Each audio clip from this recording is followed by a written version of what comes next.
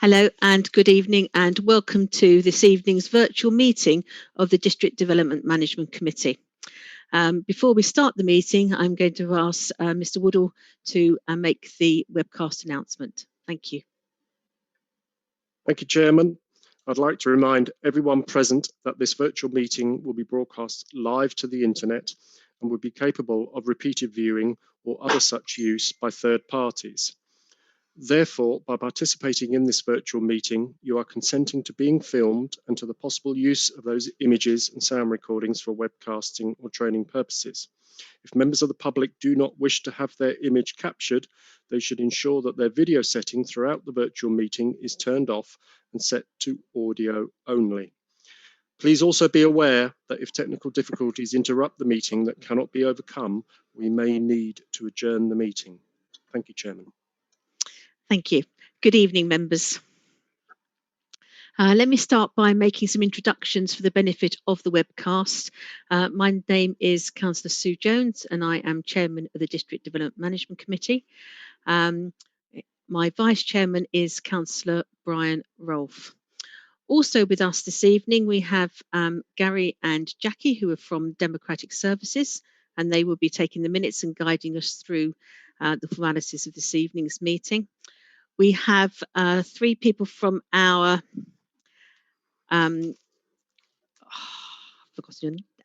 we have got three people from the Development Implementation Team, and that's Alison Bloom-Cooper, James Rogers and Lydia Granger. We also have some people from the District Council Legal Team. We've got Jacqueline Batas with us and Helen Mitchison. So those are the officers that we have present here also to talk us through the planning application and give us legal advice. Okay, members, if we then go through the agenda. Item 2 is advice to public speakers. We do have two public speakers in the meeting with us from the very beginning this evening, members, and I will call upon those to speak at the appropriate time. But I'm sure Gary has talked them through the practicalities of the meeting. Just to reiterate that you are both kept to a time limit of 3 minutes, and although this is a single item agenda, there is going to be lengthy discussion, so please keep to those 3 minutes. Obviously, once you've said your given us your presentation and we start discussing it as councillors, that is the end of the time that you can actually contribute. If I do need to call upon you directly to answer a simple question, that will come through myself, please. The third item on tonight's agenda is apologies for absence. Gary? Thank you, Chairman. We have no apologies for absence for tonight's meeting. Thank you. In that case, I assume we have no substitute members? That is correct, Chairman. We have no substitute members appointed for this meeting. Thank you. Right, in that case, item 5 is declarations of interest. Members, has anybody got any interest to declare on tonight's agenda? Councillor Dave Dorrell. Thank you, Chairman. I am one of the 727 local residents who were sent a notification letter as the application is about 400 yards from here. But I think that's a non-pecuniary interest and I'll still be participating and voting in the meeting. Thank you very much. Anybody else? Councillor John Whitehouse. I mean, I note that the Epping Forest Heritage Trust is one of the objectors. I happen to be a member of the Epping Forest Heritage Trust, but I don't regard that as a prejudicial interest, so I'll stay in the meeting and vote. Thank you. Councillor Helen Kane. Councillor Helen Kane, you're muted. Beg your pardon. Just to say that I'm a town and district councillor, but not of that ward, but from Waltham Abbey. Thank you. Any other declarations, members? Councillor Dorrell, you've still got your blue hand up. Is that from? Okay. Thank you. Right, okay, thank you. In that case, we'll move on to item 6. Members, you've all received the minutes of the last meeting. Has anybody got any comments that they wish to make? In that case, members, are you all happy that I sign those minutes as a true reflection of that meeting? Yes. Great. Thank you. I will be a voting chairman for tonight's meeting. Okay, and item 7 is the Epping Forest District Local Plan Submission Version Planning Policy Briefing Note. This will be mentioned again, or the contents of this will be mentioned again during the presentation, when the officers will be able to explain just how much weight we should be putting on the local plan submission version. But that is all for noting, and will be mentioned again later on. Right. Other than reminding members that I will be keeping my eye on the blue hands for tonight's meeting for a procedural thing. If I do miss your blue hand, please do wave at me or call out, but I will endeavour to respond to blue hands. It is, I apologise, rather difficult to always see the order the blue hands come up in. But I will try and call people in order that I do see the blue hands. Right, okay. Just for my information, I can't see Councillor Lee or Councillor Heap. Are they not here at the moment? Councillor Lee is here. She's on the other lovely. page, but Councillor Heap isn't. Lovely. Good evening, Councillor Lee. Yes, good evening, everybody. Good evening. Chairman, I think you've got Councillor Brady trying to come in. Councillor Brady. Thank you very much, Councillor Phillip. Sorry, don't seem to have a blue hand. Will my ordinary hand do if... Your ordinary hand will do if you guess. You've not got the raised blue hand on the underneath. Don't worry. If you've lost your blue hand, you can wave at me. That's no problem at all. Councillor Jones, Chairman, I will Yes. try and help out as well. Lovely. If Thank I you see very anybody, much I'll indeed. jot it down. Okay, thank you. Right, in that case, members, I think we need to go on to item 8, which is planning application EPF stroke 2503/19, the land north of Dowding Way, Waltham Abbey. And I'm going to hand straight over. I think Alison's going to start off the presentation for members. Thank you. In fact, Lydia Granger is going to start off my the presentation, and so she'll share her screen. Thank you. Thank you, Lydia. Thank you, Chairman. Bear with me a moment. That's okay. Can everybody see that? I certainly can. Yes. There we go. Everyone see that as a slideshow? Fantastic. Yes. Okay, thank you, everybody. So this is the application on land north of Dowding Way. So the proposals here, this is the development description. So it's for a distribution warehouse in B8 use with a gross internal area of 29,753 square metres. The proposals also include an additional mezzanine area of up to 22,868 square metres, giving you a total gross internal area of 52,621 square metres. The proposals also include a photo studio, which is 4,645 square metres, and the proposals are wholly being proposed by Next PLC, who have indicated that they would be the end user of the facility.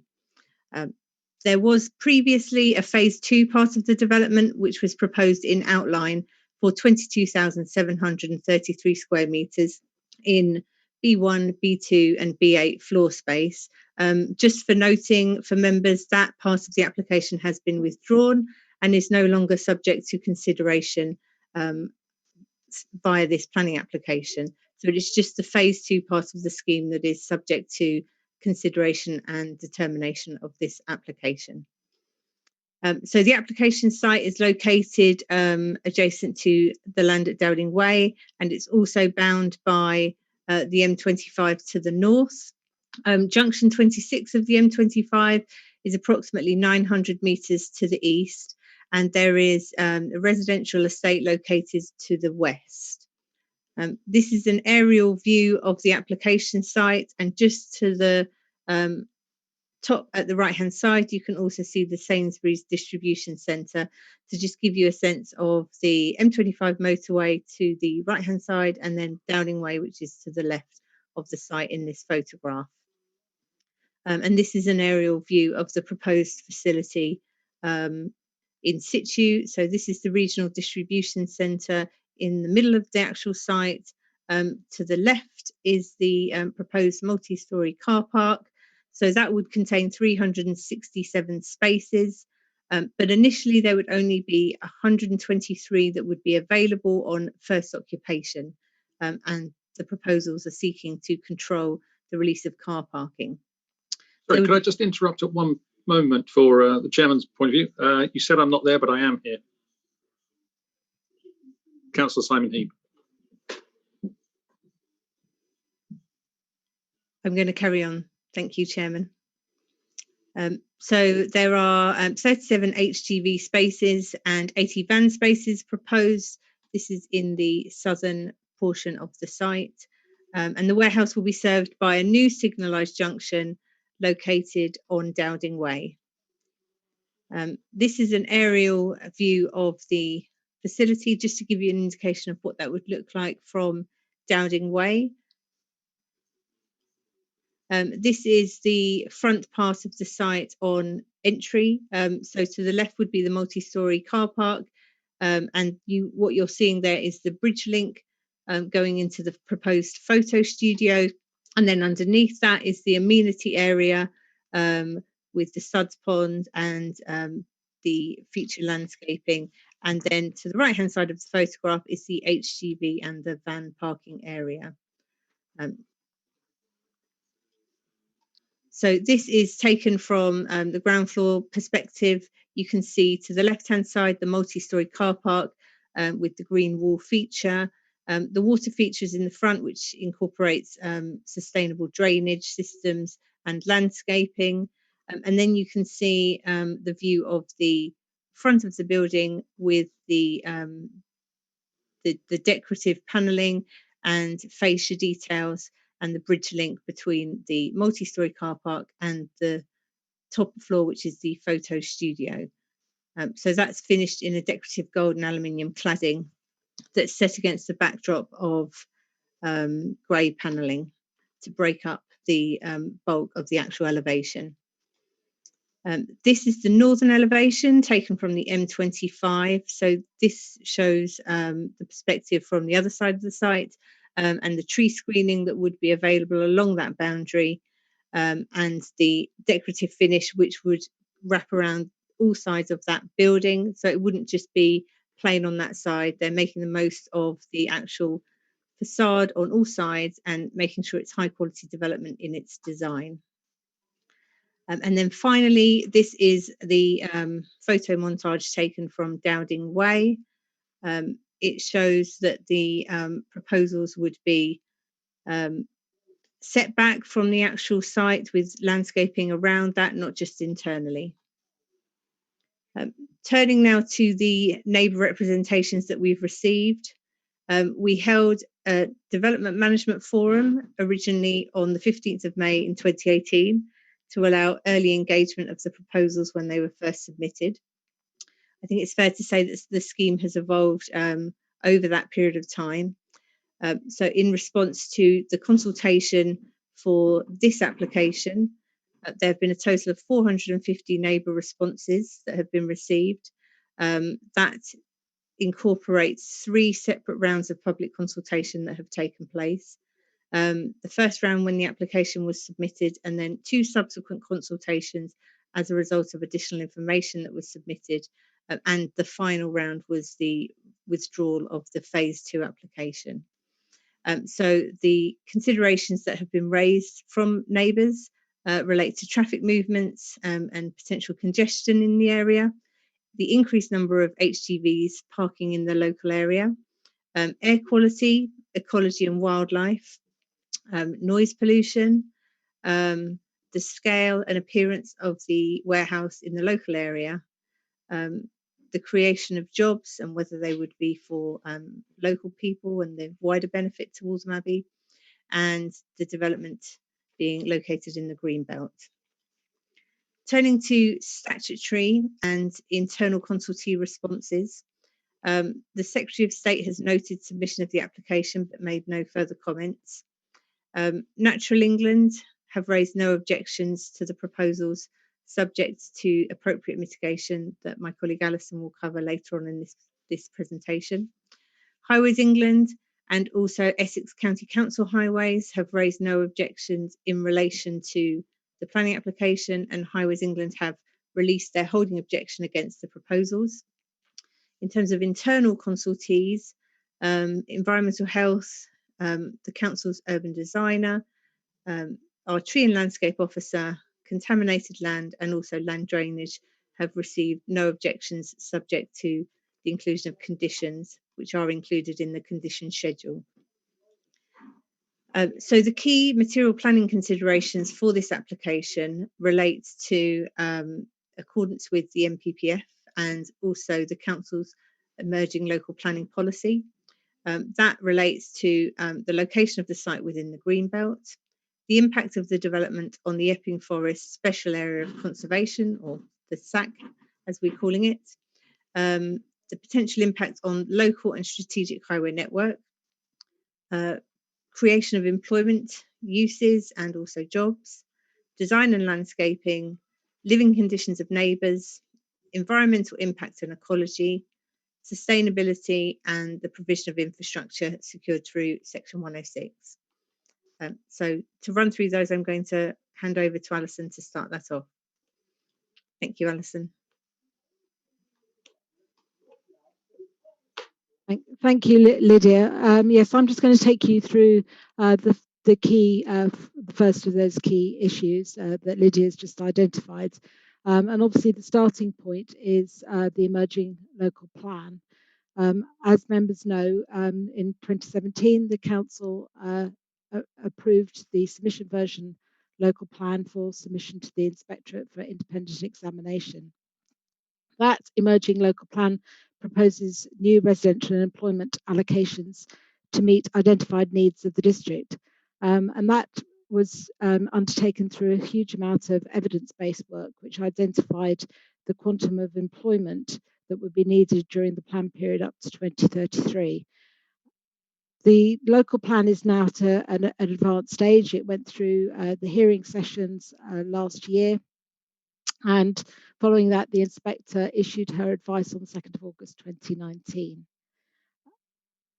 We have now submitted the main modifications to the inspector, and she's currently considering those, and they will be the subject of consultation, hopefully early in the new year. We are still awaiting the inspector's response and are targeting the consultation, as I say, to be early next year. And next slide, Lydia. In terms of this site allocation, as members will recall, the council went through an extensive site selection process, first of all in preparing the draft local plan, which was published in 2016, and then looked at again during 2017 before the publication of the submission version local plan. And all of that evidence is written up and is on the council's local plan evidence base.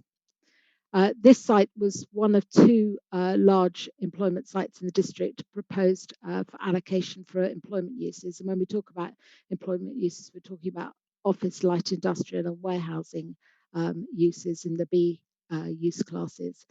And this site, together with North Wales Airfield, were the two main employment sites in the district, and it has been allocated for 10 hectares of employment development. During the hearing sessions for the local plan, no issues were raised in relation to this proposed allocation. And as a result, the inspector didn't have a hearing session which considered this allocation.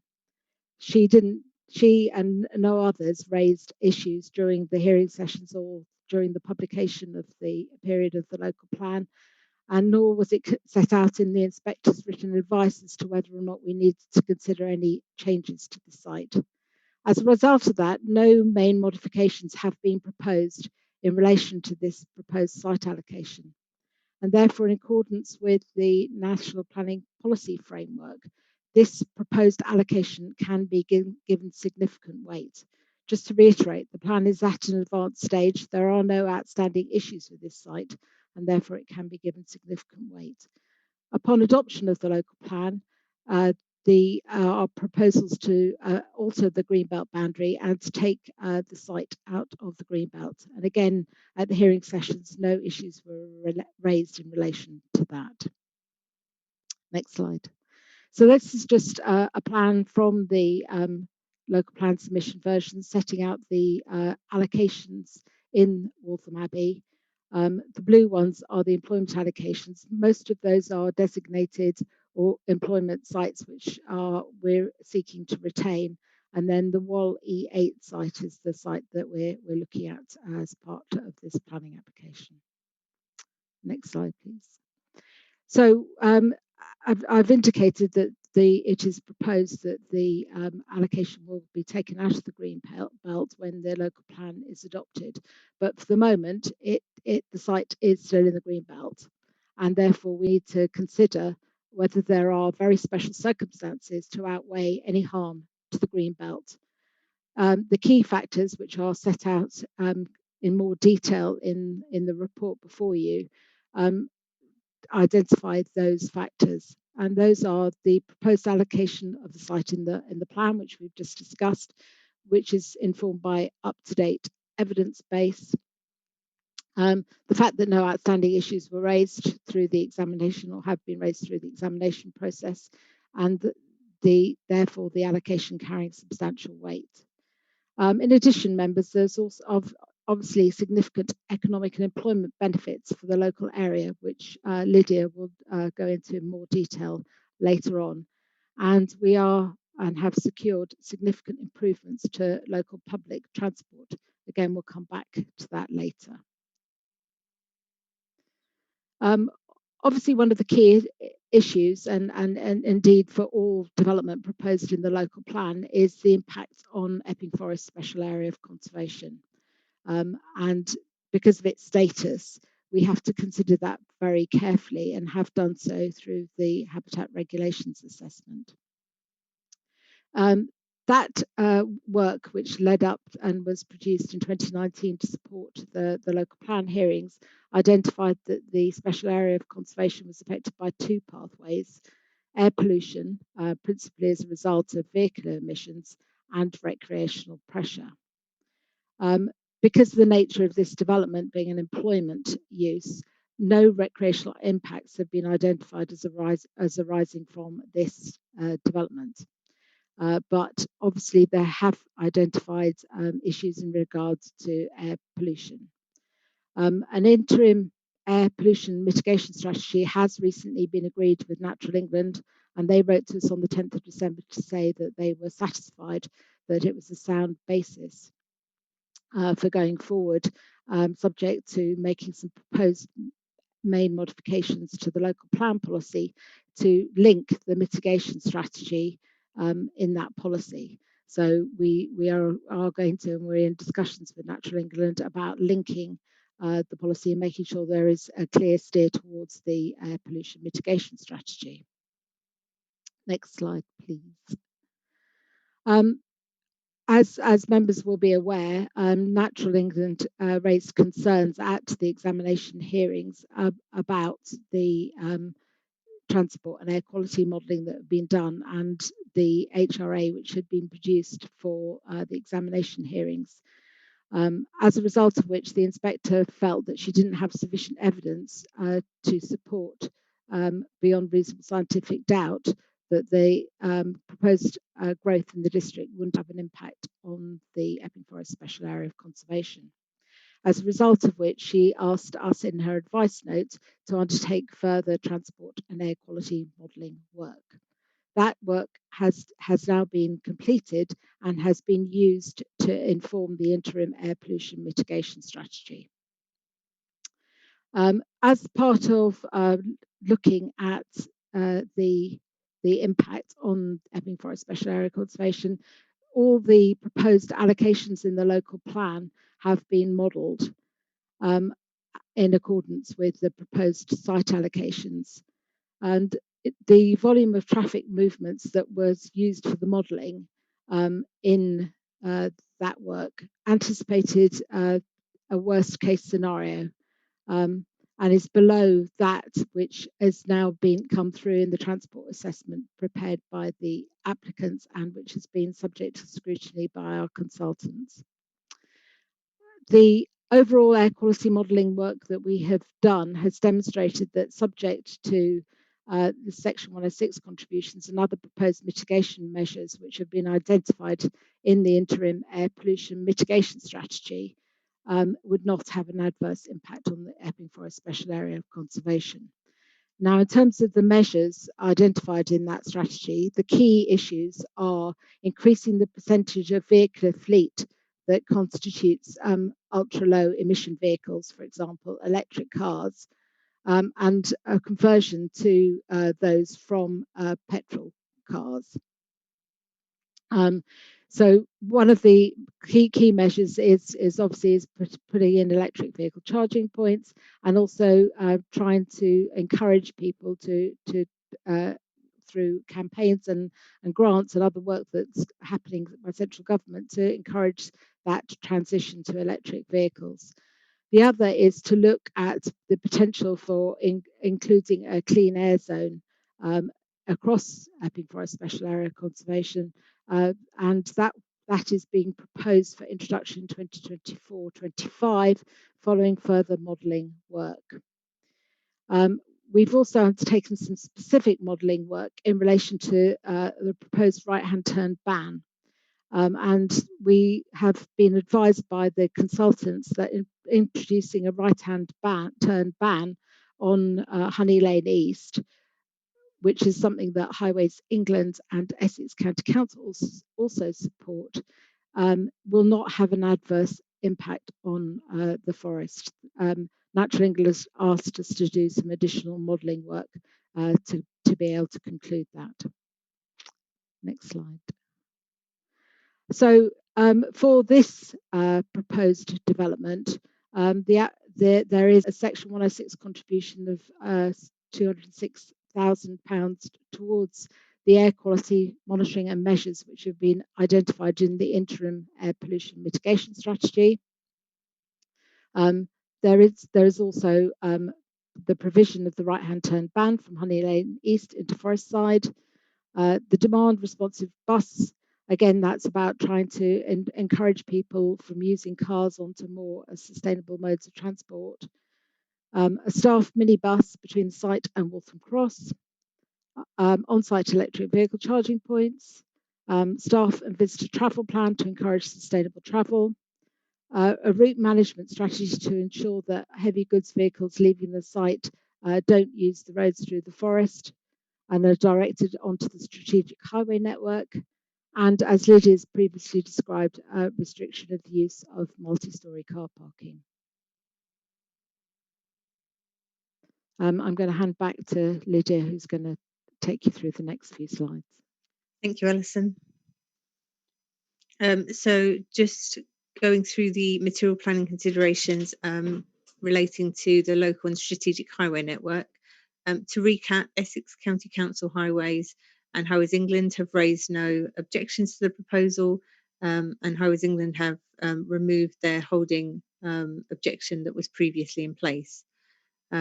So both those authorities are supportive of the proposed highways measures, and the suite of mitigation that they had been seeking, the provision of the right-hand turn ban on Honey Lane East into Forest Side, the signalised junction onto into the site from Downing Way, public rights of way improvement works to the north of the site between the distribution centre and the residential areas to the north, and the improvement works to junction 26 are all proposed as part of this application and would be secured through Section 106 agreement. There is also a range of mitigation measures to support mitigating the impact on Epping Forest Special Area of Conservation.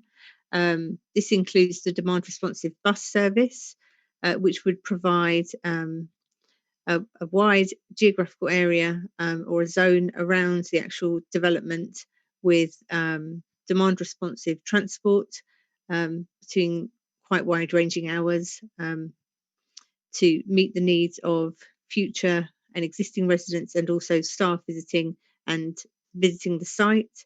So the way that would work is you could hail the bus, and within that geographical area it could then take you to any destination, giving maximum flexibility and also sustainable transport options for staff and visitors to the site, but also other members of the public. So the proposed 106 heads of terms includes the provision of a minimum of 3 years funding for the demand responsive bus service. Next, and I've mentioned this already, is the Junction 26 improvement works. So what that would entail is an extended 2-lane approach on the westbound off-slip of the M25. Keep clear markings on the roundabout exit from the westbound off-slip. Alignment improvements to Honey Lane East, including a flared 2-lane approach and a 2-to-1 lane merge arrangement on Dowding Way. And then the Honey Lane East right-hand turn ban. This is just an indicative arrangement of the signage that would be included to prevent vehicles from making that manoeuvre. And here I think members can see just on the left-hand side the footpath improvement works that are proposed, and there would be a link into the site onto that right-of-way for walking and cycling, so pedestrian access and cycling. So that would be a new, more defined link that would be available for staff and visitors, etc. Turning now to the car parking. The multi-storey car park proposed would contain 367 car parking spaces. Only 123 of those would be available on first occupation of the development, and that is in order to enable the sustainable transport measures to fully embed and for staff and visitors to get used to those behaviours and not be relying on the private car and trying to have a modal shift towards those sustainable transport options. Car parking would be restricted through a car park management plan that could be secured through the 106 agreement. All car parking spaces would have access to electric vehicle charging points. And then there would be 37 HGV spaces and 80 van spaces to the east of the site. Next would own and operate the entirety of the commercial fleet, as they would be the sole end user, and they have confirmed that it would be their vehicles entering and exiting the site. So they would be able to control and monitor those vehicle movements through a route management plan.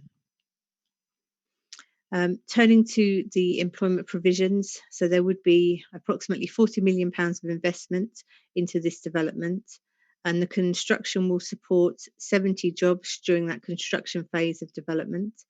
The distribution element will generate up to 325 new jobs in the area, and the photo studio would generate 111 jobs, of which 67 of these would be new jobs and only 44 transferred from other locations. The photo studio would also provide freelance opportunities for up to 100 additional roles. So in total, the development would provide 436 new positions, excluding freelance and also construction phase workers, generating employee spending in the area of approximately £1 million per year. We're also seeking to secure an employment and skills plan that is proposed as part of the planning application. So next are committed to that, and we have a draft employment and skills plan that would be appended to the Section 106 agreement. That would seek measures including advertising new jobs exclusively within the district for a 14-day period before it's advertised regionally or nationally. securing 25% of the workforce as local labour during the construction and operational phases of development, employ a minimum of 1 apprentice for every 50 employees, and that would provide apprenticeships over roughly a 2-year period for each apprentice, support 26 new apprentices at any one time, and all apprentices guaranteed an interview within the last 3 months of their placement, and training opportunities in collaboration with New City College and also the Department for Work and Pensions. Turning to design and landscaping, the application has been subject to external review by the Council's Quality Review Panel. That's been to 3 separate sessions, which have seen the scheme evolved from the Phase 1 and Phase 2 development through to the Phase 1 full application that we're considering today. The detailed design of the warehouse, which includes the metallic cladding on it with the grey panelling behind, seeks to break up the bulk and provide articulation with the contrasting materials. And that's right around the building. That's not just the public facing or the front facing side. There is attention to detail on all sides of the development on every elevation, including the one facing towards the M25, to demonstrate a high quality design and articulation, which uses contrasting materials. The warehouse utilises the existing topography of the site to seek to reduce the impact of the scale from those long distance viewpoints. The proposed layout is user-friendly and integrates into the public right-of-way network. That's been subject to consideration by the Council's urban designer, who's input into that process to make sure that pedestrians and cyclists who enter and exit the site have an easy time of it and can access it, as well as vehicles driving into the facility as well. There is a robust landscape scheme which includes amenity areas for staff and visitors that can be used during the day, and there will be detailed landscaping that would have to be agreed through conditions prior to the commencement of development. Turning to the impact of the proposals on neighbouring occupiers, the closest neighbours are approximately 375 metres away. The detailed landscape scheme would seek to mitigate the impact by providing a screen from those residents, so between those residents and also the new distribution centre. There is no significant loss of outlook, loss of light, overlooking or privacy to nearby residents. The development would effectively face away from the residential area, and the main activity would be on the other side of those buildings proposed. The external lighting strategy has been submitted to the council, but it would be subject to agreement through condition prior to first occupation.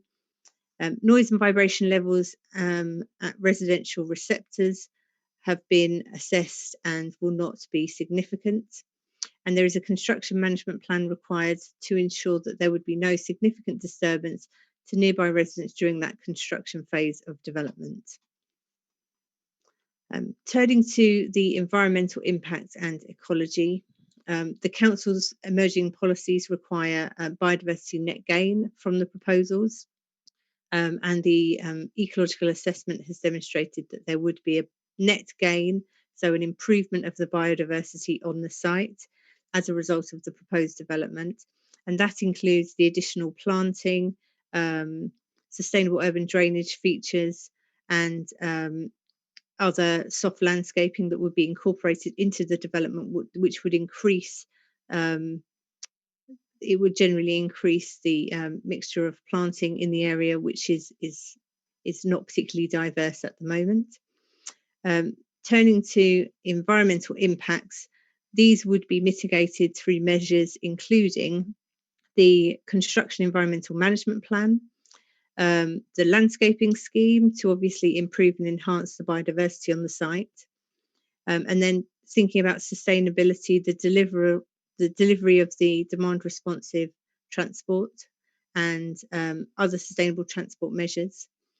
The car parking management plan, which would restrict the use of car parking and would be triggered through thresholds, would also seek to improve the sustainability of the development and encourage trips via non-car uses.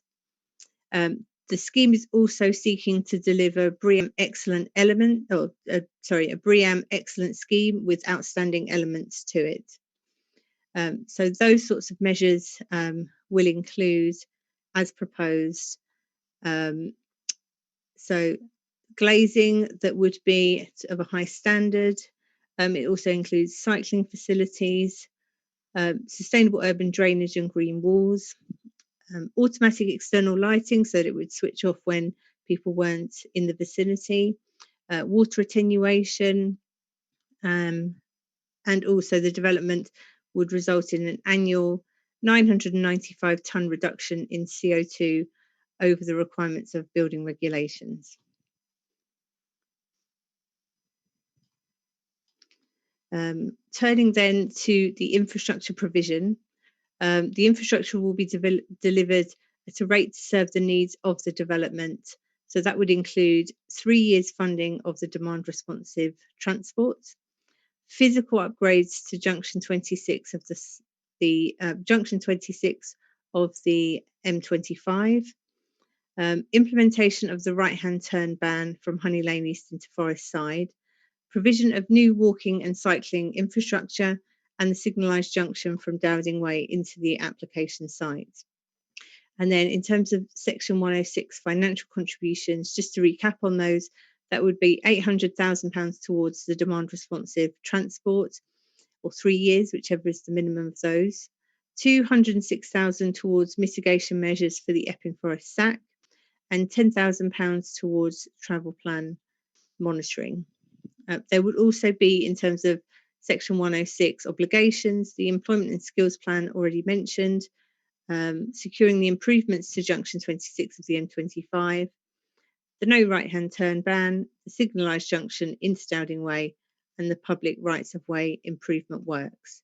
I think it's just worth reiterating that in terms of those measures, they would be in accordance with the SIL regulations, which obviously seek to mitigate the impact of development on an existing area, but it does not give any provision for a share of uplift in the value of the site. So this package is a full package to mitigate the impact of the development, and it is also in accordance with those SIL regulations.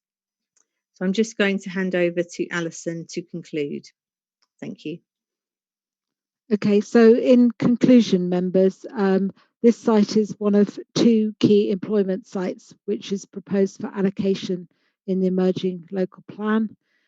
It is based on a large amount of evidence and work that went into looking at this site, both at draft local plan and local plan submission version stage, and was proposed by the council in the plan submitted for examination. And therefore the proposed scheme is considered to be compliant with local plan policy. As Lydia's identified, the development will result in substantial economic and employment benefits for the local area. Subject to conditions and obligations, the development will not cause harm to the special area of conservation or the strategic or local highway networks. It accords with the Council's draft sustainability guidance, which recently went out for consultation following Cabinet decision in October, and very special circumstances have been demonstrated to outweigh any identified harm to the green belt. So the recommendation, next slide, Lydia. The recommendation from officers is to approve this application subject to the adoption of the interim air pollution mitigation strategy by the council and the write-up of the air quality assessment of the right turn ban from the A121 Honey Lane East. We have the initial findings of that, but obviously we need to make sure that that's technically written up and completed. The completion of Section 106 with the heads of terms that Lydia has just outlined within 4 months of the resolution, and the range of planning conditions which are listed in Appendix 1 of the report. Thank you, members.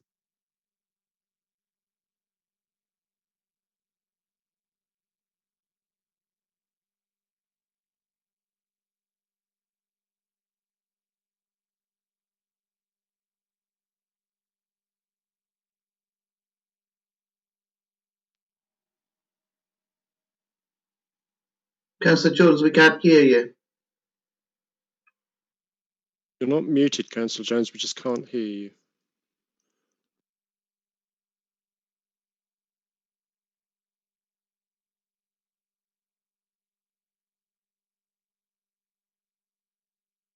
Is that any better? Can you hear me now? Absolutely. Good. Sorry, I don't know what went wrong there. Sorry. Okay. Members, before at the beginning of the meeting, before I turn to our speakers, at the beginning of the meeting, I was asked if we could have a very brief break after an hour of the meeting. So I suggest that we hear the speakers first, and then we'll have a quick break before we go into the discussion. Okay, so we do have two speakers on for tonight. Our first speaker is Liam Lakes, an objector. Mr. Lakes. Good evening. Good evening, Mr. Lakes. Good evening. You have your 3 minutes. Thank you. Thank you, Chairman. As a local resident, I would like to explain why this application must be refused. Detailed reasons were set out in my email to you yesterday. To summarise, the planning officers had a duty to ensure that councillors have the information to make a well-informed decision. In this case, the information they've provided is wrong, not just in terms of planning judgment, but they've failed to ensure that this is a complete and legally compliant application. The officer's report mentions Next corporate social responsibility. This is not something they should be shouting about. Next have used suppliers that are under investigation for modern slavery. During the first COVID lockdown, Next were told their warehouse workers that they would not be paid unless they came into work. Next were subsequently forced to close warehouses for safety reasons. At vast cost to taxpayers, Next furloughed 88% of their staff and benefited from savings of wages of over £140 million. Arrangements have also been made to transfer the Waltham Abbey land to an SPV in order to avoid capital gains tax. This is not corporate social responsibility, and it's not the sort of company our council should be rolling out the red carpet for.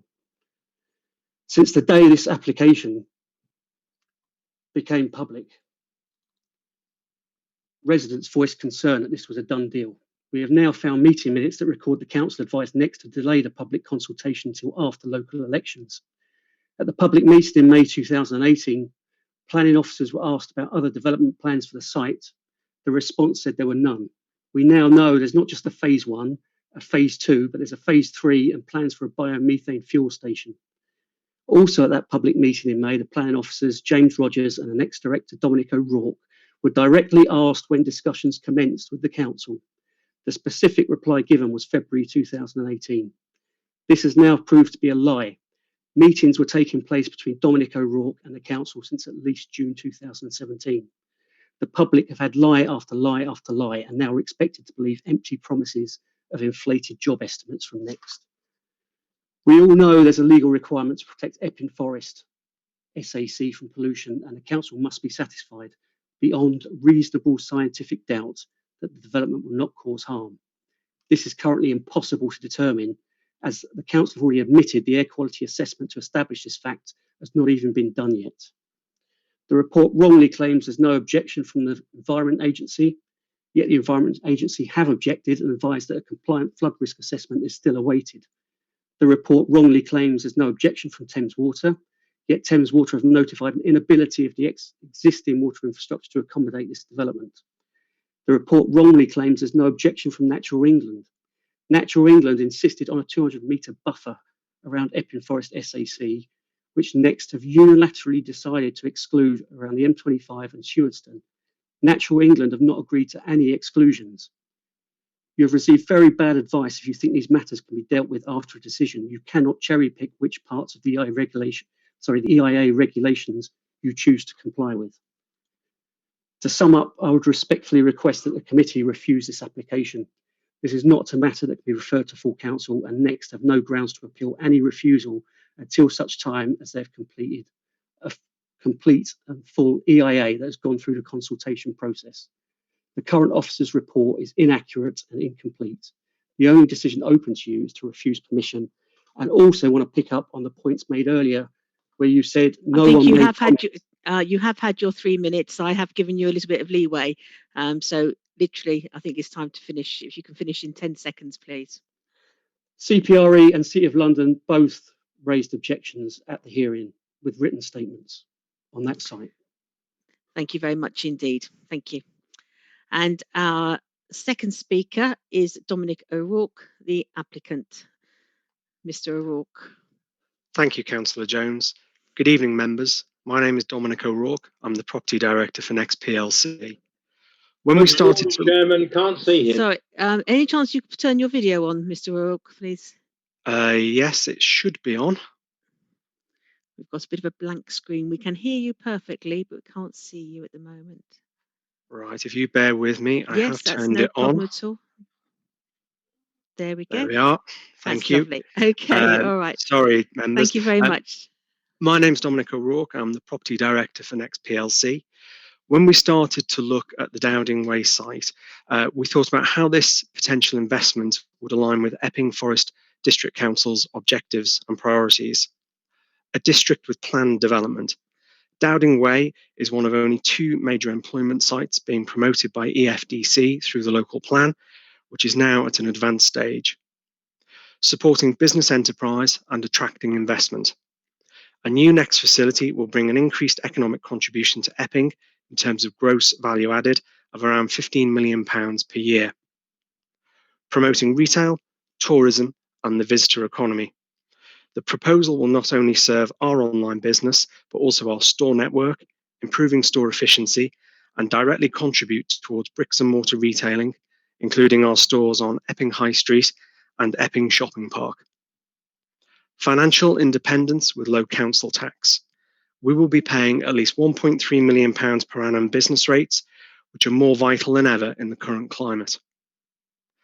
Our creative and photographic studio will see us vacate several older buildings in other areas and come together in a new state-of-the-art facility. This will create 111 jobs, of which 67 will be new and available to local residents.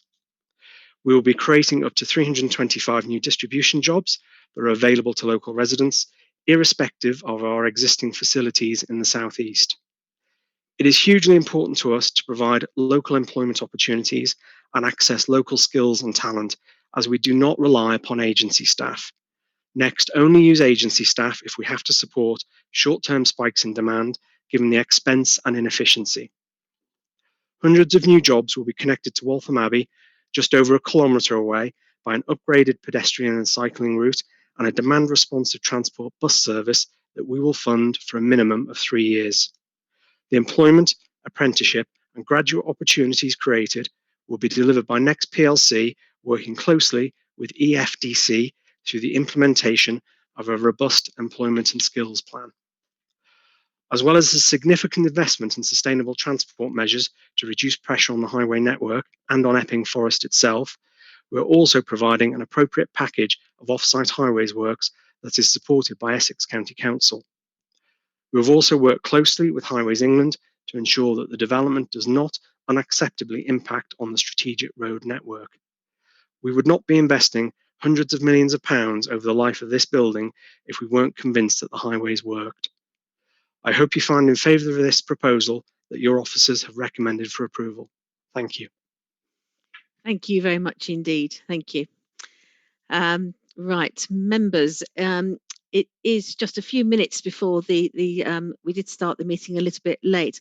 I wonder if before we do have a break, one thing I should mention, Councillor Sam Kane, who is one of the ward councillors, has asked to speak. So as is normal practice, Councillor Sam Kane, if that's okay with you, we will open it up for discussion first and then come to you for your words. But beforehand, and before we actually take a short break, could I just perhaps ask the officers to come back on anything that was commented on in that in the 2 presentations, particularly the comments about some objections that didn't seem to tally with our report? Thank you, Chairman. So with regards to the Environment Agency, they had initially objected, but then they withdrew their objection as it was made in error. They meant it for a different site, not the Dowding Way proposals. So there is no objection received from the Environment Agency, and that objection that had been submitted was withdrawn. Thank you. With regards to Thames Water, they have submitted their quite a standard response for them, just making the applicant aware that they have to go through other statutory processes with Thames Water if they want to link into their drainage network. So that's a matter that's separate to planning, and that can be dealt with through informatives. I think I'd just mention as well that proposals, when you're considering an application, yes, we know that Next are the end user in this respect, but we are not granting permission to Next. Any planning permission would be granted on the land and not to the applicant. So I think if members could bear in mind that there could be any other end user providing the photo studio or the distribution centre. That's not to say that the measures proposed would not be secured. The 106 suite of mitigation would apply to any end user of the facility should planning permission be granted. Lovely. Thank you very much indeed for clarifying that. Thank you. That's very useful. Right, members, so we don't actually have to interrupt the discussion, I suggest we literally take a 5-minute break now. So I will ask for the webcasting to stop, please.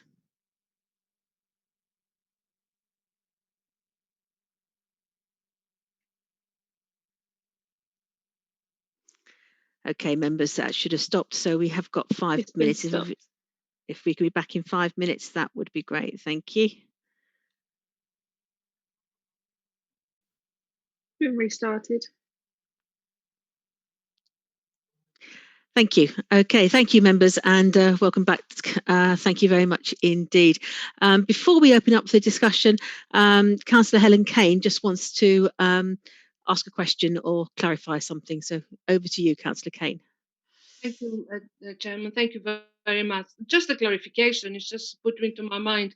When the officer just lately, before we actually had the break, said that this land could be to somebody else. We should not take as the Next is the applicant, but we give application to the land. I'm sorry, I'm a bit confused. The applicant is by Next, isn't it? Thank you, Councillor Kane. Yes, the application is submitted by Next PLC as the applicant, but I think members have to bear in mind that when granting any planning permission, you're granting planning permission on the land, and therefore the permission runs with the land and the obligations run with the land. So in granting any consent, and in this instance, if planning permission were to be granted, it would be on the Dowding Way site. That site is subject to an employment allocation in the council's emerging local plan. You wouldn't be conveying consent specifically to Next. Thank you. Are you happy with that, Councillor Kane? No, not really. I'm a bit confused because if there is an applicant and he puts an application, then if we actually agree to it, then the Next will go ahead. It can't be somebody else jumping in. I'm sorry, I just don't understand that. I think it's the same as if we were having a planning application for a shop and there was a certain business in mind to take over the shop. You'd have planning application for a new shop front, but ultimately that person may not take over that shop front, and it would be another person, and the planning permission would still go with the building of the shop. The planning permission is for the building and the land, not the person who's actually using it, I think is what I understand. Can I help perhaps? Yes, please do. Just to say that anybody can make an application for planning permission on any piece of land, and as Lydia explained, the planning permission is granted for the land, so it's not personal to the applicant. So this planning permission will be valid for this piece of land, and the Section 106 agreement binds whoever owns the land and has an interest in the land at the time. So if the land is transferred to another party, all of the obligations and the planning conditions run with the land, and so any new party would be bound by those obligations. So it's not personal to Next, albeit they are the current applicant. Thank you. Thanks very much indeed for clarifying that. Okay, members, we do have a recommendation to grant planning permission for this, and I can see that Councillor Heap is indicating, so Councillor Heap. Actually, I just wanted to further clarification on the point that was just made, in that yes, we are granting a development which will be for a distribution centre and a photo studio and attenuation ponds and a car park. But if Next were to get this permission and then decide they don't want to do it, they could sell it on with permission to do what? A distribution centre, a photo studio, or is that just to concrete over and build a big shed? Because that's effectively what it is. Shall I answer that? Yes, please. Thank you. The planning permission as it stands with the detailed plans and the Section 106 obligations and all the requirements remain as they are drafted and as they will be entered into. So Next have no ability to make any changes. So the use is the same, the photo studio use, it remains the same. There's no ability to change it just because it moves on to somebody else. The title passes to somebody else. But, Chairman, on a point of order, that is absolutely correct, of course. But an incoming owner could apply to vary both the Section 106 agreement and the planning permission if that new owner was so minded, and we would have to consider that planning application on its merit. Yes, that is correct. Yes, it's okay. Members, if we could now open up the discussion itself, and Councillor Heap. You're indicating. Thank you. Yeah, this is a huge thing to go through, and we did have a briefing before for councillors and ward members, at which we could ask technical questions in case anybody's watching and saying, "Why aren't they asking this?" Some of the questions have been answered, some of them haven't.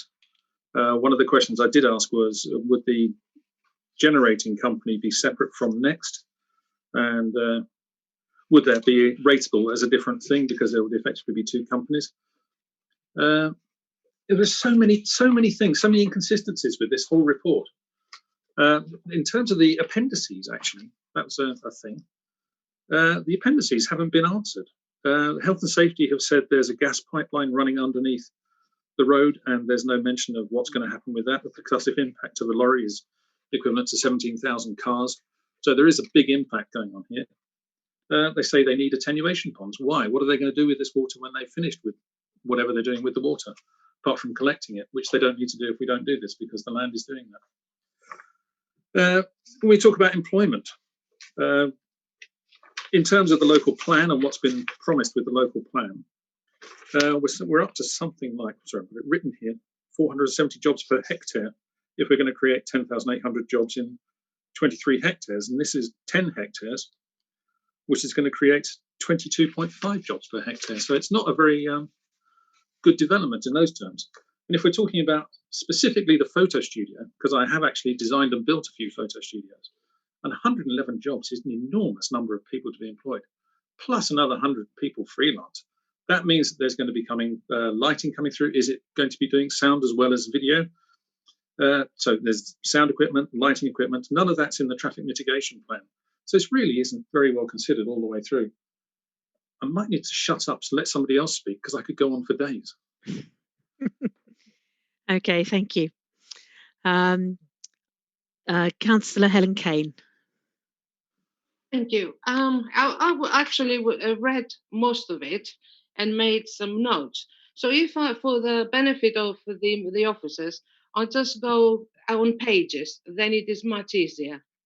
So on page 20, for example, car parking 3.5, then operational vehicle 3.6, and Epping Forest SAC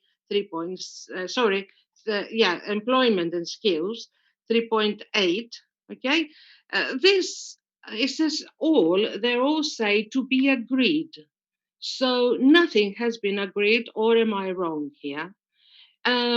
So because we are asked to make a decision, but if there are no agreed facts, how can we make this decision, please? Okay, could officers just come back from that? I think it's 3.6 where it says the route management plan to be agreed. Thank you, Chairman. So this is the package of mitigation proposed by the applicant. We have these documents in draft. They would be subject to a Section 106 agreement that would still need to be signed, and that would be subject to the outcome of the committee this evening. So officers have seen the draft versions of these, and then they would be refined upon the discharge of those obligations within the 106 agreement. Okay, can I come back, please? Of course. Yeah, on page then 53, if we just take one of them, the operation vehicle, for example, there is quite a list of periods and the phases and the photo studio and the peaks and all that. So what my question is, how many trucks there will be running? Because they have already said that they would like to reduce the amount during peak hours, but no mention of total movements per day of truck, staff and visitors. Lydia, have we got any information on that? So what's included on page 53 in the table are the AM and PM peaks. So those are the peak hour, so the most likely the highest number of vehicle movements anticipated during the AM and the PM peaks for vehicle movements. Right. So that's what's expressed in the table. Yes. Did you see that, Councillor Kane, that the number of movements are in that table at the top of page 53? But what I'm trying to say is that I would like to know how many vehicles, how many trucks there will be running throughout the day. That doesn't tell us, that tells us the peak hours.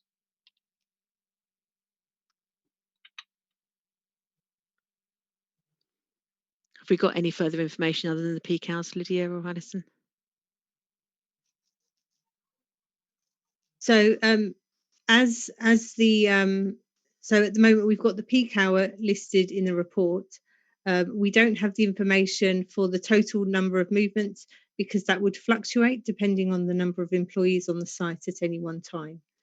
So we have the peak hour, but we don't have the total.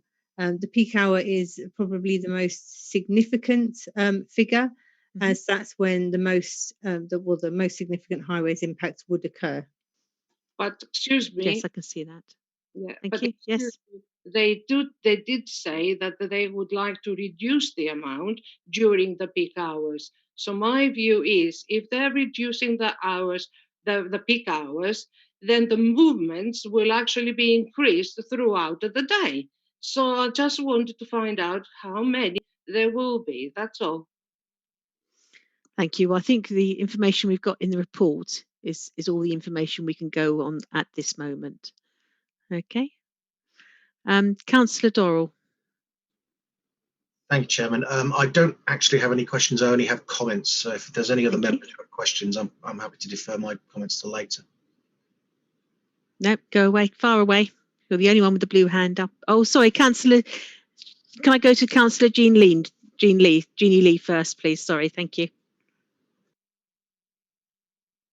Councillor Lee.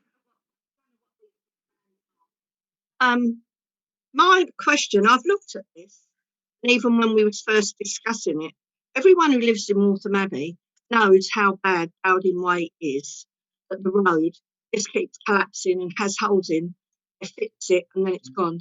But there's nothing in here, and although from when we first started discussing this, I've made it clear that I couldn't vote for it in any way unless substantial work was done on Dowding Way, which means the foundations and things need to be dealt with, because that road, every month there's another hole that appears in it and it's dangerous. So unless something like that is in it, I can't see anything saying. It says about the junction 26 they're going to do work, but there's nothing that says anything about making sure Dowding Way is sustainable, and at the moment it isn't. Thank you. I think we do have to remember we haven't got a highways objection to it. So that's why I don't understand it, because everyone who lives here knows how bad it is. It is difficult, but with no highways objection, it would be difficult to uphold that as a reason of concern when there isn't any highways objection. All right. I've got Councillor Brady indicating. Chairman, could I just butt in? We've also got Chris Pond, Simon Heath. Thank you. Helen Kane and Chris Roberts. Right. Thank you very much indeed. All right. So, sorry, in that case, could I go to, I think Councillor Chris Pond indicated quite early. So if I could go to Councillor Chris Pond, please. Well, Madam Chairman, I'm not a Waltham Abbey member, and I would place a lot of credence on what Waltham Abbey members say. And in particular, I want to underscore what Councillor Helen Kane said, because the information before the committee is surely incomplete, because we do not have a tally of extra vehicle movements, both HGVs and private cars. And that is a really salient and material fact, because this site is within half a mile of the Epping Forest Special Area of Conservation. Now, I fear we have got into matters of detail. In parliamentary terms, we are taking the committee stage before the second reading. And I can't help thinking that if the man or woman from Mars were to land on the pitted carriageway of Dowling Way, he or she would say, we must be out of our tiny minds thinking of consenting an establishment like this over 25 acres adjacent to the Epping Forest SAC without our knowledge of the total amount of traffic it will engender. Or we've heard some of the advantages, and of course there are advantages. You know, if I was without a job, I would be looking for a factory, a warehouse like this as a very useful form of employment. But we are plonking this down in a greenbelt location adjacent to the SAC, and I think the man from Mars, or the woman from Mars more likely, would simply say, this is an entirely inappropriate location for such a facility. And we can argue till the cows come home, and probably will, about such things as the number of sockets to charge our electric car and the number of spaces in the lorry park. But we need, I think, stand back and take a view as to whether this is a location for a piece of employment land, notwithstanding that it seems to have seeped through the examination and that the inspector hasn't flagged it up. We still have the question of greenbelt to deal with, and we have the important fact that Councillor Helen Kane has pointed out, that we don't have a total bill for the environmental damage by vehicle movements. Thank you. Councillor Roberts. Hello, thank you, Chair. I would just like to make a point that, I mean, there is an awful lot of information in this application, in the agenda, and I did spend some considerable time, as other councillors have probably done, going through this, and taking up Helen's point on page 53 on the table of peak traffic movements. I fell hook, line and sinker into thinking that that was representative of the entire day. I mean, maybe I was going word blind at the time when I looked at it, but if we don't have the figures, albeit estimated ones, for total vehicle movements, how can we, or how can officers accurately, or those that are doing the assessments, how can they accurately assess the impact on the SAC if we don't have the correct figures? So it just seems to me an impossibility. It's not been done properly. Does that make sense to everybody else? I can see your point, but the Lydia did specify that it's the figures for the peak times are the most significant. Sorry, that is nonsense. Sorry to butt in. And it is nonsense. I am only reiterating, rather than going back to the officer to say the same, I'm just reiterating what the officer said. So it was just sort of, you know, Councillor Roberts has made the same point. We're only going to get the same reply if we go back to the officer. Apologies. Okay. Councillor Heather Brady.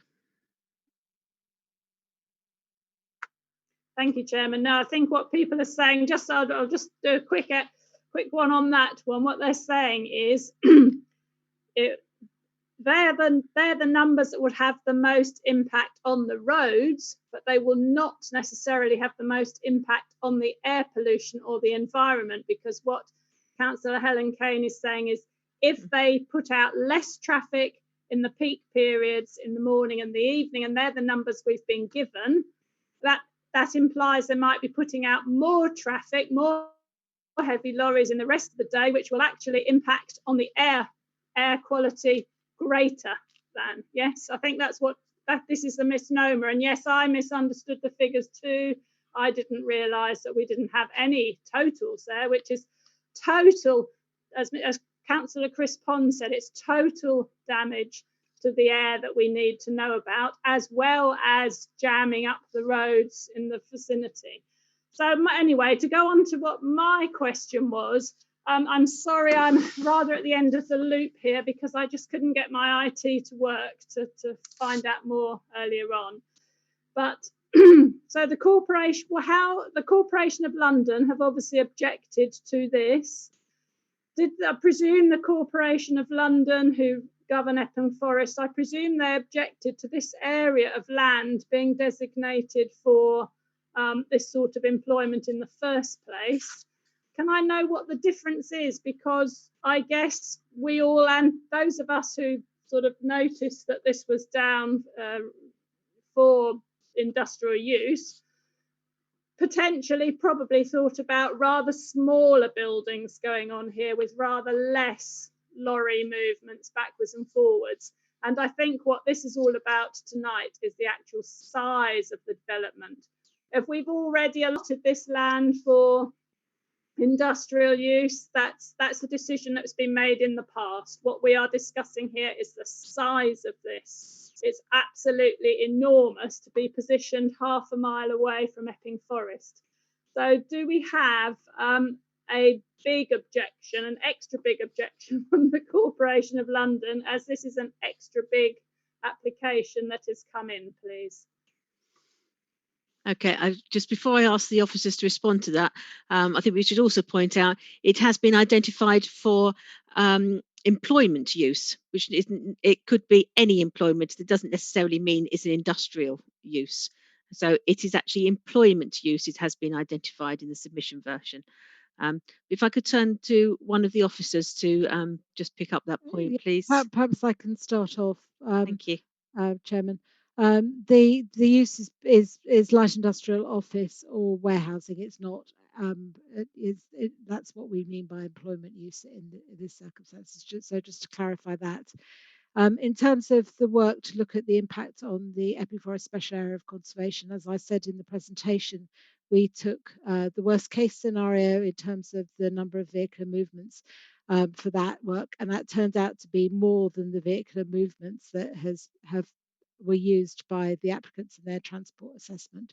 I'm afraid I don't have the actual figures to hand, but that has been very carefully looked at by ourselves during that, and has fed into the interim air pollution mitigation strategy to make sure that we were not having an adverse impact on the forest. So it has been very carefully looked at. I'm not aware that the City of London objected to this site allocation at the hearings.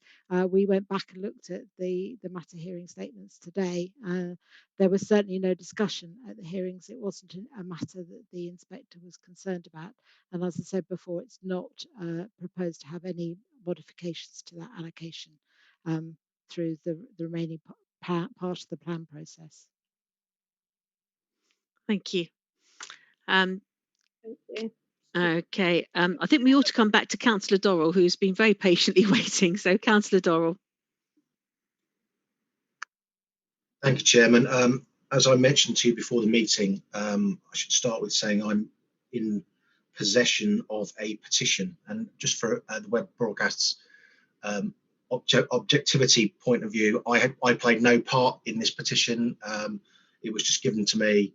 I'm not a signatory to it. It was just given to me as a vehicle to get it given to this committee, as they had missed the deadline for getting it included in the subject matter.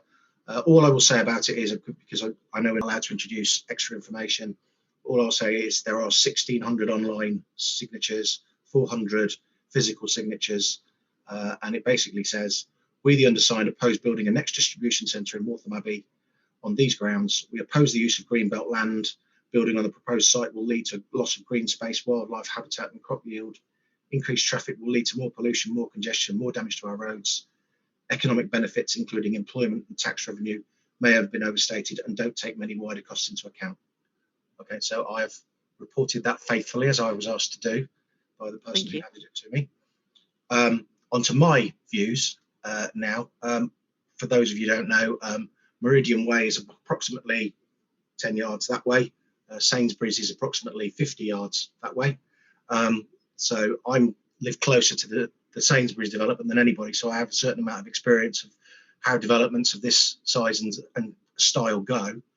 I do have to say that I've been very pleased over the last 20 years that on this side at least, there hasn't particularly been a noise problem from the depot. So I think that's not a particular concern, although I do accept that people who live on the other side, Beachfield Walk, Lodge Lane, they may have a different experience, but it's not particularly noisy here. We have had huge problems with HGVs being parked in the wrong places, turning up in the wrong places. So I would want some commitments as to how Next is going to avoid falling into the same trap, and the fact that it's still happening 20 years later tells you that it's not an particularly easy problem to solve. Meridian Way, however, is a very big noise problem, partly because they resurfaced it with a really inappropriate top surface. So it's got really loud in the last 12 months. And that road will block every time there is a queue on the M25, and that happens 2 or 3 times a week. And then nobody can get in and out of the estates. It queues all the way back to Dowding Way, it queues all the way up to Waltham Cross, and this is a regular occurrence, and all this is going to do is make that worse.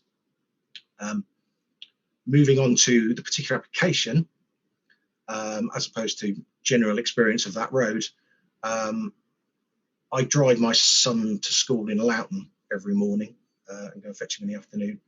That M25 junction is in need of a lot of work. I'm not convinced that the things that have been proposed are actually going to achieve that. I do in principle agree with a no right turn, but I think it needs to be more sophisticated than that. I think there needs to be some sort of exemption for high beach residents, or maybe it just operates in peak times. And also there's a very easy get out, which is you turn left just before the Woodbine and then you turn right back out onto that road and then you can turn left, which will actually make the problem worse if people discover that. So I think it needs to be a bit cleverer than no right turn. I'm not quite sure how to do that. The thing I really can't agree with is the traffic light junction on Dowding Way. I cannot understand why you would take the one area the one road that flows well in the area and you would put traffic lights in the middle of it. I mean, that just doesn't make sense to me. That's just going to cause huge problems everywhere. Other things on the application, the bus service, that seems very pie in the sky as to how that would work. It seems very thin on detail. I would like to see more on that. And also, I'm old enough to remember when we had a bus service outside the Sainsbury's depot. In fact, the bus stop is 30 yards that way. And it hasn't had a bus stop there in 18 years. So that isn't going to last very long. We know it isn't. In terms of the benefit to the local economy, I don't see people walking into town from that place, because I don't walk in from here because it would take me 25 minutes. From there, it's going to take a good 45 minutes, I would say, to walk, not the 15 to 20 that's been said in the document. I don't agree with that at all, unless you're Mo Farah. And on the jobs front, I'm very sceptical. If they're talking about making this the regional hub, what will happen to the other distribution centres that they currently use? Will there be as many new jobs as advertised? And given that the benefit to the local economy is part of the very special circumstances justification, I'd say we're getting into slightly dodgy ground. To back up Councillor Brady's observations earlier, when we talked about zoning this for employment use, this was not what we envisaged at all. We were talking about, a small business park or something like that. We weren't talking about yet another HGV development, because we already have the Sainsbury's depot, we already have the truck stop. We don't really need another set of HGVs coming on and off at that junction. And basically, I think we're ticking a box to get employment numbers up. And I don't think there will necessarily be any gain for the people of Waltham Abbey. And in terms of traffic and pollution, I think there will definitely be downsides. So I will most definitely be voting against this development. Thank you. Okay, thank you. I note I've got people coming in with indicating with blue hands to come in for a second time, but if I could just get people through for the first time first. So, Councillor John Phillip. Thank you, Chairman. I also spent several hours ploughing through the documentation that was in front of us. It's very detailed, and possibly the most detailed planning report I've ever seen for an application. We do have to also remember, though, that we need to take this in conjunction with the work that was done for the local plan and the work, the sort of employment land that was targeted for there. And it's very clearly called out in the local plan that it's for B1C, B2, and B8. B8 being storage, that does mean big warehouses. That is clearly something that is a material planning condition. I do understand Councillor Dorrell's comments around the granularity of the no right to turn application. If that could be improved, I think that would be beneficial. I'm not a traffic engineer, but the traffic engineers who work for the Highways Agency have looked at what needs to be done for Junction 26, and I don't see any reason to disagree with them on that. I'm sorry that Councillor Doll thinks that a DART service is going to be ineffectual, given that we, as a district council, have actually put in place a start of a DART service to replace the bus from Loughton through Thin Boyce to Epping. I really hope that this is actually the future of the way that public transport should go going forward. I think it is a balanced decision. It would be a lot easier to make this decision had the local plan already gone through. However, given where it got to with the inquiry in public, where it got to with the inspector's comments on the local plan and the things that have been targeted for work on the main modifications, I think we have to give very strong weight to what's actually in the local plan as being valid, namely that a significant size of industrial land will be allocated in the submission version of the plan. And as such, with that as being a significant planning thing, I will be supporting the officer's recommendation. Thank you. I've got Councillor John Whitehouse. Thanks, Chairman. Yeah, there is a lot to chew over with this application. I mean, the employment, I think, clearly weighs in favour. I mean, the point of allocating employment land is to make sure that we can, generate jobs, and employ people who, can work, locally, rather than necessarily travelling from long distances. Although, of course, people will commute in the district and commute out of the district to find the jobs that they want. The green belt issue, I think, clearly weighs against. It is in the green belt, and the report's quite clear that, notwithstanding the local plan, it's only appropriate to develop in the green belt if there are very special circumstances, and then it's a matter for us to judge whether or not the fact the local plan is inching towards completion and the other issues are special enough. The design, I think, given that there's limits to what you can do with a distribution centre, given the scale and the bulk that it has to be, I think some effort has gone into the design, although one would need to be very careful with the conditions to make sure that doesn't disappear as we get into the sort of implementation and construction phase. I think a lot of this does hang on the traffic and the SAC issues. And I did want to ask a couple of questions about that, a couple of which have been raised previously, and I think we were promised answers on. And one of which is the impact of the highways improvements at the M25 junction and at Forest Side, because, and it's a point that's been made a few times, making a junction improvement in one place doesn't necessarily solve a problem. Sometimes it just moves the problem. And if it moves a problem from the Honey Lane junction up to the Wake Arms junction, which, as we already know from transport assessments, is subject, is sometimes at capacity and does have an impact on air pollution. It's not actually assisted the situation. And I would like some clarity on the impact on the Wake Arms and the impact on traffic patterns within the SAC.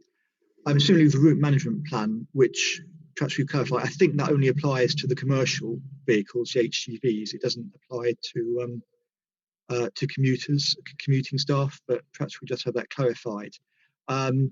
It's not clear what happens when the M25 is not available to traffic. I can see it's an exemption normally, but for traffic heading east, what's the fallback position? Presumably that's the A10 North Circular, which was a previous Sainsbury's distribution centre route, or the A10 A414.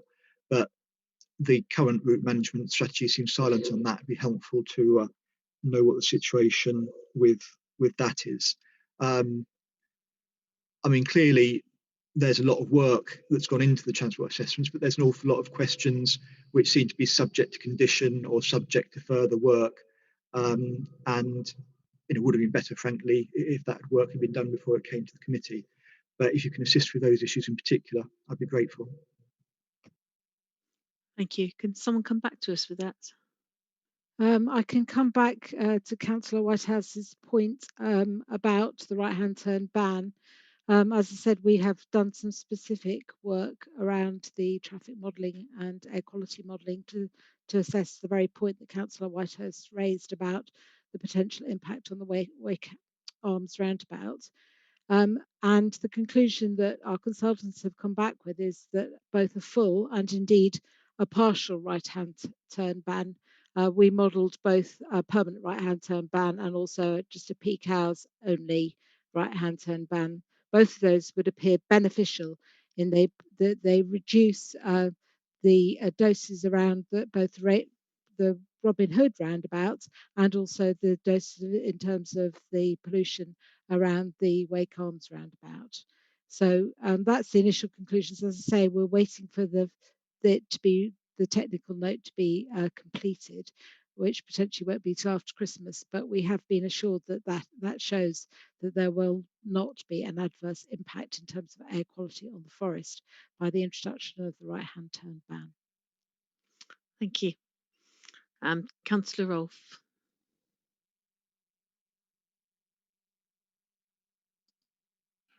Thank you, Chairman. Come back to you. Okay. Yes, sorry, I was just indicating I'll come back to Councillor Whitehouse, sorry. Oh, but if you want to go ahead now, you're there, and I'll come back to Councillor Whitehouse. I don't think I've missed it, but I would like some further clarification on this question of the green belt. A lot of the speakers have said, "Oh well, it's still green belt. We can't ignore it."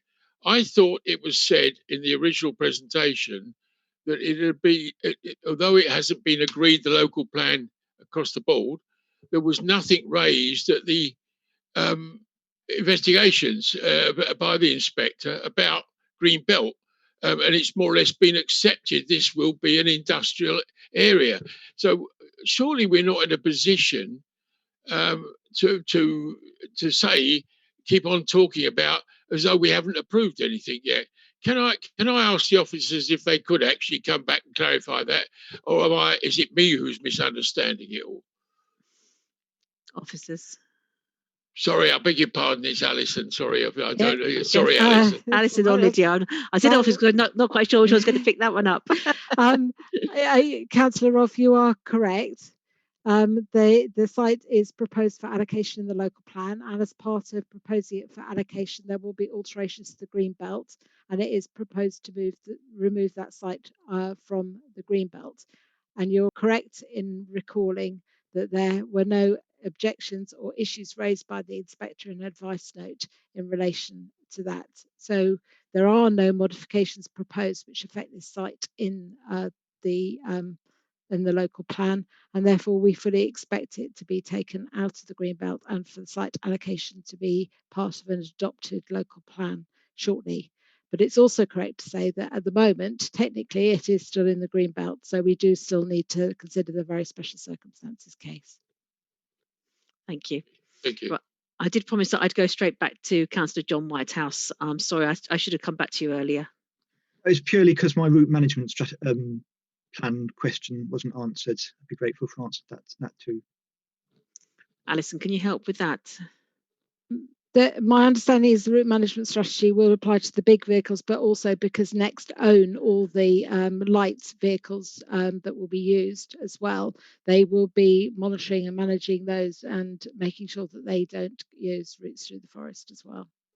And the fallback position when the M25 is not available?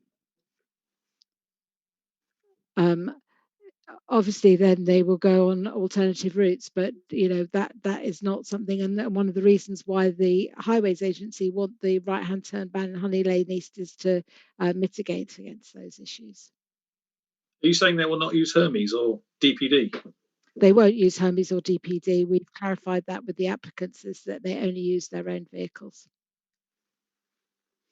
Thank you. Right, I think Councillor Kaufman's been waiting very patiently and hasn't spoken yet. Thank you, Madam Chairman. This is a bit of a perfect storm of an application, unfortunately. That's why we're deliberating over it, because the country needs to stand on its own 2 feet. The council needs to stand on its own 2 feet. I think 93 or 94% of Epping Forest District Council is currently green belt. So what's left has got to work pretty hard, and we're running out of space. And we do need to create jobs, and we need to create construction, and we need to get the economy moving. So that's all obvious stuff. Why I think it's the perfect storm is this is the most enormous building anyone could ever envisage. And yet, on the one hand, it's employing, we've seen 300 or 400 people, and we're saying it's the wrong type of use because distribution typically is low employment generating and high traffic generating. So is it the right or wrong type of development to go on this site? So if we wanted more typical nursery industrial units, they would probably bring more traffic movements, maybe not so many lorries. So it's a complete dichotomy. Where I'm worried is I do think Dowding Way is getting towards its maximum use. And the original time we looked at this application, it was for a building twice the size. It was 1 million square feet, I believe. And so what's happened is one building magically has disappeared, and we're focusing on the smaller building, which is 500,000 square feet. And then what may happen is in 6 months' time, we get the other 500,000 turns up. And how do we deal with that? So I would like to see really significant benefits to Waltham Abbey as a result of this development. And I don't see the significant developments to Waltham Abbey. I see it's causing problems for Waltham Abbey. It would have been lovely if the rest of the area could have been taken out. All right, if it's not in the green belt, it's going to be main public open space or some not future developed. It's not great open space, but to have another building of 500,000 square feet following shortly behind this would be of great concern, because that must tip this over the edge. I think we have to look at the future of the sites cohesively, not just a solus application. We've already seen they have proposals for a future site to come forward. And on that basis, this must be too large. No real questions. I thought the report was okay. There are some missing elements. It's a massive report. It's a 3-hour read. I think the officers have done a really good job putting it together. We do need to get employment going. We need schemes to come forward. this is just an enormous one to chew over. And I'm not sure which way to vote at the moment. It's got some pluses, but it's got some big minuses. Thank you. I think everybody else indicating has already spoken once. I was going to stand over to Councillor Sam Cane, but he's gone. Okay. He's back. Members, I was just about to say that normally I would wait until all the members have finished before we hand out to ask a non-committee member to speak. But as Councillor Sam Cane is a ward member, I think it's probably an appropriate time. Oh no, Councillor Helen Cane's indicating. You can argue it out between you. Councillor Helen Cane first, by the sounds of it, and then I'll come to Councillor Sam Cane. Thank you, Chairman. I wanted to speak because there is on page 81, there is an elaboration of employment, and I want to make sure that the members understand that behind the 300 and 400 people employed, there are only going to be less than 100 people for Waltham Abbey or the district. So please, the impact on Waltham Abbey employment or, the benefits are actually minimal. And I can actually prove that to you. It says that during construction, there will be 70 jobs, but 25% of these jobs will be, so that will be 18 jobs. And then it will be 436. Take away 44, then the 25% is 98 jobs, fully operational, when they're fully operational. And we still do not have number of the closed, and transferring in. They are closing neighborhood distribution centers. So the real numbers for local opportunities will be less than 100.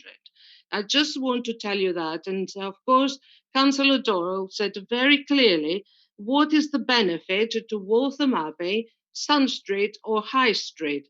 There isn't any, because no one is going to walk 25 minutes to go there and then come back 25 minutes.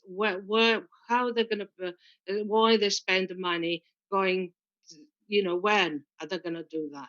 So for that reason, and because of the whole the work that has been done, it has left quite a few gaps for me, and not actually come with the right answers and the complete answers. I am completely against this application. Thank you. Thank you. Do either of the officers want to come back on that point at all? No, it's fine if you don't want to. I just thought you were sorry. I thought it looked like you wanted to. I think we do have to remember it's not only the jobs that are going to bring. There's not benefits just in the form of jobs. I think it was said in the presentation about income into the people who are working on the site, spending in the district. That was part of the officers' presentation. Anyway, I'm going to go to Councillor Sam Cane, who is a ward member. Thank you for your patience. And then I'll come back to any other members after that. Well, thank you, Chairman. As a result of listening to other members' comments, what I was going to say has changed quite a bit, so I'll try and fit it all in. Firstly, could I echo Mr. Lake's comments in regard to the lack of completeness of the report? Councillor Pond also was entirely right. Something this size has no business being built half a mile away from the forest. The identified interim air pollution mitigation strategy. It's mentioned just twice in the report and absolutely no details of it, but it seems to be key to officers' suggestions that there won't be an impact on the SAC. The DRT support, throughout the report it says 2 years, and yet in the presentation we've been told 3 years. I don't know where the extra year came from. We have no indication of the actual number of vehicle movements, again, missing from the report. And on Helen's point just now, the report states Next will use its best endeavours to target 25% of the jobs being local. So we really are talking about less than 100 jobs. And that is the only perceivable benefit to Waltham Abbey for this project to go ahead. There will be no money spent in the High Street by anybody from this site, not on this basis. The sustainable transport, I mean, much of the justification presented depends on sustainable transport, but there's only one access way for pedestrians and cyclists, and that's coming in from a heavily populated residential area to the north of the site, over a bridge over the M25, down a pathway, and that's the only way for pedestrians and cyclists to get in. And yet, we're told in the report that in the first stages, 60% of the employees will be expected to arrive without a vehicle. And they're going to come through a residential area? I can't see it happening. And that's one of the reasons that you could fail this straight away. Without any pedestrian or cyclist access along Dowding Way, because there are no pavements there, it surely fails NPPF 109C, which seeks to minimise the scope for conflict between pedestrians, cyclists and vehicles. If somebody tries to cycle in or walk into that site from either the eastern end or the western end of Dowding Way, it's just not going to be safe. The highways congestion and the SAC, also in the report it says the highway congestion will be severely impacted with an increase in traffic of some 36%. Now, we as Waltham Abbeyites know it can't cope with 36%, just won't manage it. The proposed amendments to the roundabout on Junction 26, it's little more than regularisation of what's actually happening now. Motorists sort themselves out. A bit of paint on the road and a keep clear sign is not going to help motorists, and it's not going to help the queuing. The ban on the right-hand turn into the forest is an appalling solution, because yes, it will stop the traffic queuing back to the junction, but all it's going to do is just move it deeper into the forest, right into the heart of the forest at Wake Arms, and we already know that's an air quality black spot, and it's just going to make it worse. And the officer's comments just now, I just simply don't believe in the conclusions made. How can it be possible to put more traffic into the forest and then suggest that it's going to have less impact on the air quality? It just doesn't make any sense. So as well as that failing policy, because it will have adverse effects on the integrity of the Epping Forest SAC, banning that right-hand turn also represents a significant loss of amenity, both to residents within the forest trying to get home and restricting access to the forest for the wider community of Waltham Abbey. So 3 minutes doesn't afford me much time for detail, but I urge you, for the sake of my town, please refuse this application. Do not defer the decision. Stop it in its tracks, please. Thank you. Thank you, Councillor Kane. I've got Councillor Simon Heap indicating, and then Councillor Chris Pond. Well, thank you, Chairman. A lot of this has been covered. My original questions have not been answered. What about the health and safety thing about the gas pipeline crossing Dowding Way and the percussive impact of all those lorries on it? Excuse me, I've written notes. And the rateable value on the other businesses, is that a separate thing, or is it one thing with those people? The improvements to the highways, not required if we don't approve this application. And as Sam has just said, there is no point in improving what already happens as exists at the moment. Employment usage, no, it's 100 jobs, maybe. And are they going to actually, I mean, if you actually condense this down, they've got an hour, maybe an hour for lunch. So you've got a bus for 15, 16 people. They've all got to get on the bus in that hour, stop what they're doing, put everything aside, get on the bus, get into Waltham Abbey. Some will get off at McDonald's, inevitably. The rest will go into town. Maybe the bus will find somewhere to stop. They get on the bus, they get off the bus, they order some food. It's not going to happen to get them back and eat it in time. And where are they going to eat it? In this wonderfully designed area that's next to the M25. And there's no mention anywhere in this report of low-level ozone, which is produced by every gasoline guzzling car, regardless of what it is, petrol or diesel, doesn't matter. Low ozone happens because of nitrous oxides impacting with other hydrogens. It's everything about this report is nonsense. I'm sorry, it's not going to improve the environment.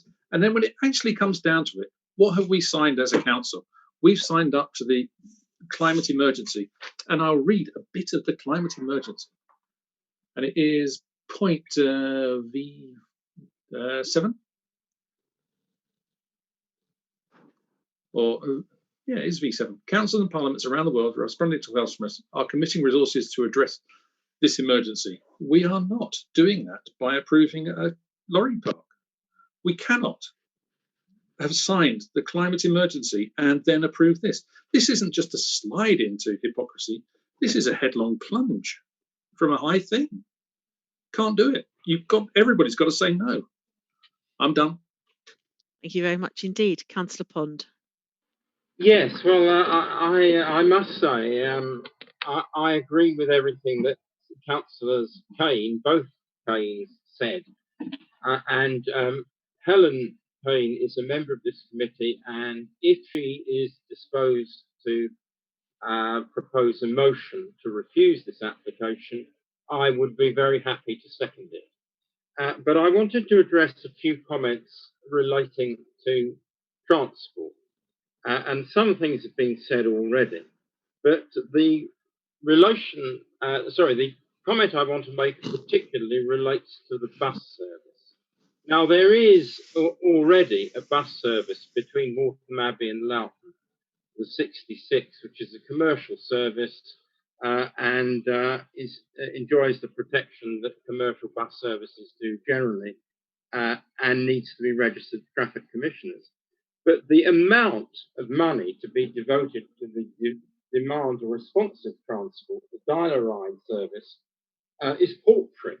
The agent for the applicants said that this was a multi-million-pound investment that they were making. And these are airy figures. I don't know what the gross development value of this site is, but it must be enormous. And the devotion of £800,000 over a 2, or as Sam says, possibly 3-year period is, in my view, paltry and insufficient. The bus service needs to be guaranteed and would need to be guaranteed for at least 10 years, and the amount expressed as an annual payment, not a sum, finite sum for the whole of the period of life of the building. The building could, of course, be changed in its use by a virtue of a further planning permission. The site adjacent, which was to be phase 2, could be applied for in due course. That's not on the table tonight, but it looks to me, from what Alison Blom-Cooper said, that following the adoption of the local plan, if it ever is adopted, the whole of this parcel will be taken out of the greenbelt, not just the bit which remains built on if this application were to succeed. So for all the reasons that Sam and Helen Kane adumbrated and also been referred to by other members, my view is that we should reject this application here and now. There are far too many questions unanswered. It is not good enough, in my view, for an applicant to come to this committee and say, oh yes, well these are various minor issues you're going to have to be sorted out, subject to confirmation of details at a later stage. We needed an application which was watertight and on which we could form a judgment. But certainly if a local member, and it could of course be Councillor Dorrell as well as Councillor Kane or Councillor Lee for that matter, proposes a motion to refuse this application, I would support it, and I have 10 reasons jotted down here which could be used in the formulation of reasons for refusal. Thank you. Councillor Phillip. Thank you, Chairman. I wait with bated breath to hear Councillor Pond if he gets an opportunity later on, because it's important when we look at this, we look at it from the planning issues, which I actually believe were laid out very well in the report. There was a lot of detail in the report, which if you read it into, gave us answers to most of the things. A number of things that Councillor Heap raised are not planning issues. Rateable values, for example, are not a planning issue. When we look at employment, the employment for people within Waltham Abbey is not just the money that they would spend at lunchtime. That's bringing in their salaries into Waltham Abbey and spending it in Waltham Abbey. I have to say I would rather rely on the highways agency, highways consultants, as to what the best improvement to the roundabout at junction 26 is, and I take that on board. It's certainly not a lorry park, it's a distribution centre. As I said in my previous comment, it's very clear in the local plan what this is was laid out for. We also mustn't take as part of what might, we make a decision here, if what might happen at some point in the future. There is an application in front of us. That's what we have to work on the basis of. We mustn't take into account that there could be another application down the line, that something else could happen. That would have to be judged on its own merits. As such, I do hope that we end up granting this application because I don't think there are good planning reasons for refusing it. You signed the climate emergency. You seconded it. I seconded the climate emergency, and I don't believe that is in conflict with what we're doing here, Councillor Heap. Thank you. Right, Councillor Heap and Councillor Pond, I'm assuming your blue hands are still up from previous. Have I got anybody wanting to speak? Councillor Lee.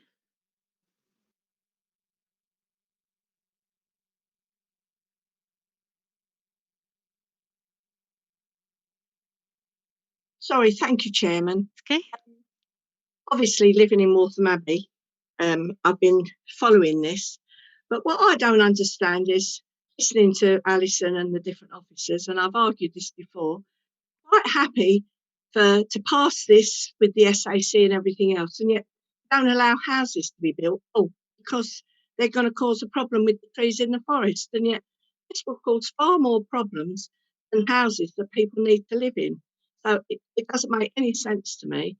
And I listened to John because obviously he swears by the local plan, but personally I don't have a lot of faith in it because I'm not happy with some of the decisions being made. So I won't be supporting it, I'm sorry. Thank you. Councillor John Whitehouse. Yeah, I just want to pick up on something that was raised earlier by Councillor Kane. I think it was also come out elsewhere. Given the importance of the sort of modal shift on justifying the traffic assessment and so forth, the sort of active travel routes rely very heavily on approaching from the north via Round Hills, when that isn't the most direct route if you're coming from the west. And I just wanted to sort of pick up, and also I think I'm right in saying that the footbridge has got steps up to it. Certainly design and access application has a photo of steps up the footbridge, and the designs show the footbridge not being touched, which sort of raises points about how effective a cycleway it actually is.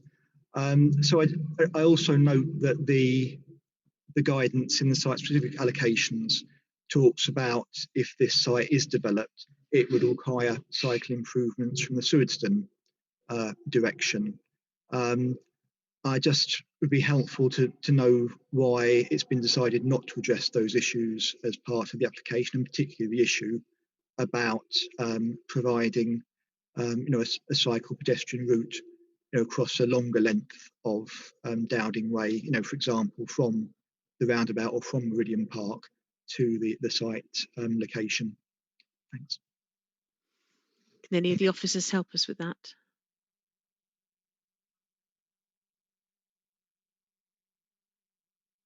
Alison, can you respond? I can come back on the point that Councillor Lee made about the forest, and just say that in relation to all the growth, both the housing and employment growth proposed in the local plan, the interim air pollution mitigation strategy is the mechanism by which we will be able to start to determine all applications in the district. And until we've got that adopted by the council, that's what's holding us up in terms of the issuing of planning permissions.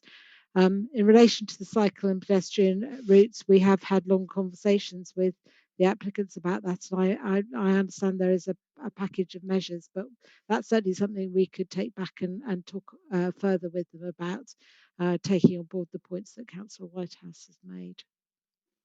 Thank you. Okay, Councillor Helen Kane. Oh, sorry, Councillor Heap is waving at me. Sorry, Chairman, I still haven't had an answer to Appendix 3. The Health and Safety Executive have flagged up a gas pipeline under the road. Yes. Nothing has been mentioned about it by the officers. Could we have an answer? Officers, have you got any information about this gas pipeline? Chairman, if you can come back to me, I'm just looking at the paperwork now. Thank you. If you could just bear with us for a few minutes, Lydia is literally just trying to find out for you, Councillor Heap. Thank you. Okay, I suspect it might be a good idea to wait for that response before we go over to Councillor Helen Kane. So we'll just wait patiently. There's no rush.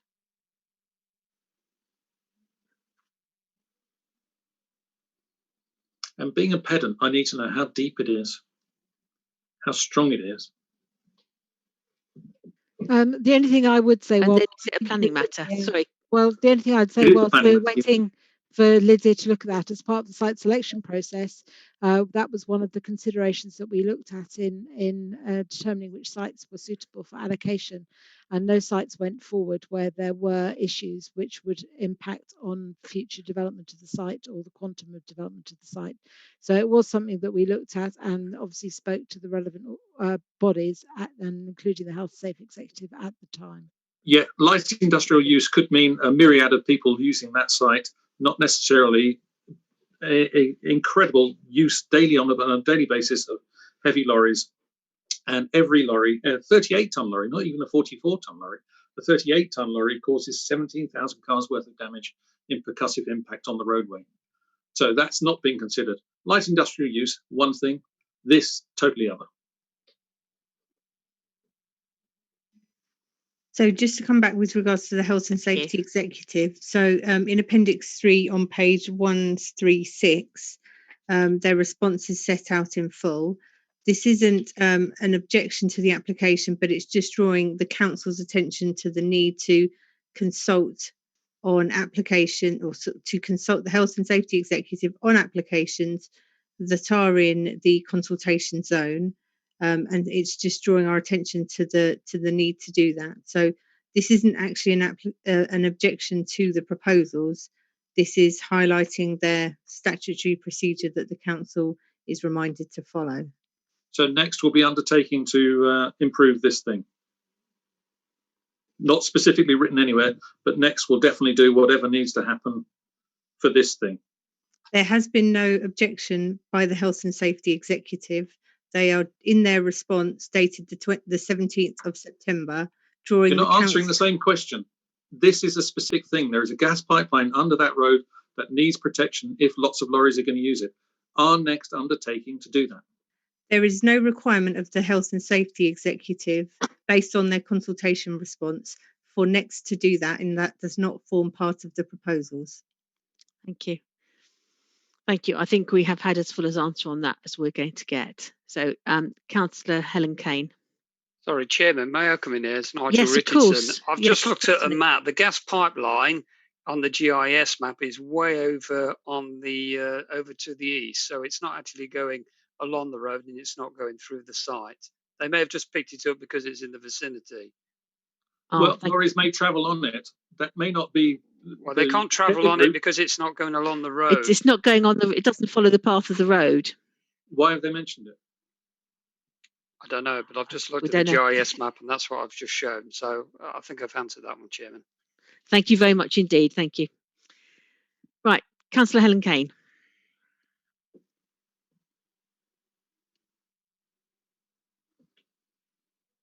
You're muted. Thank you. Am I all right enough? Yes? Yes. Thank you, Chairman. I would like to propose a motion to refuse this application on the grounds of the adverse impact on the life of this town. And if I may ask for some help from Councillor Bond.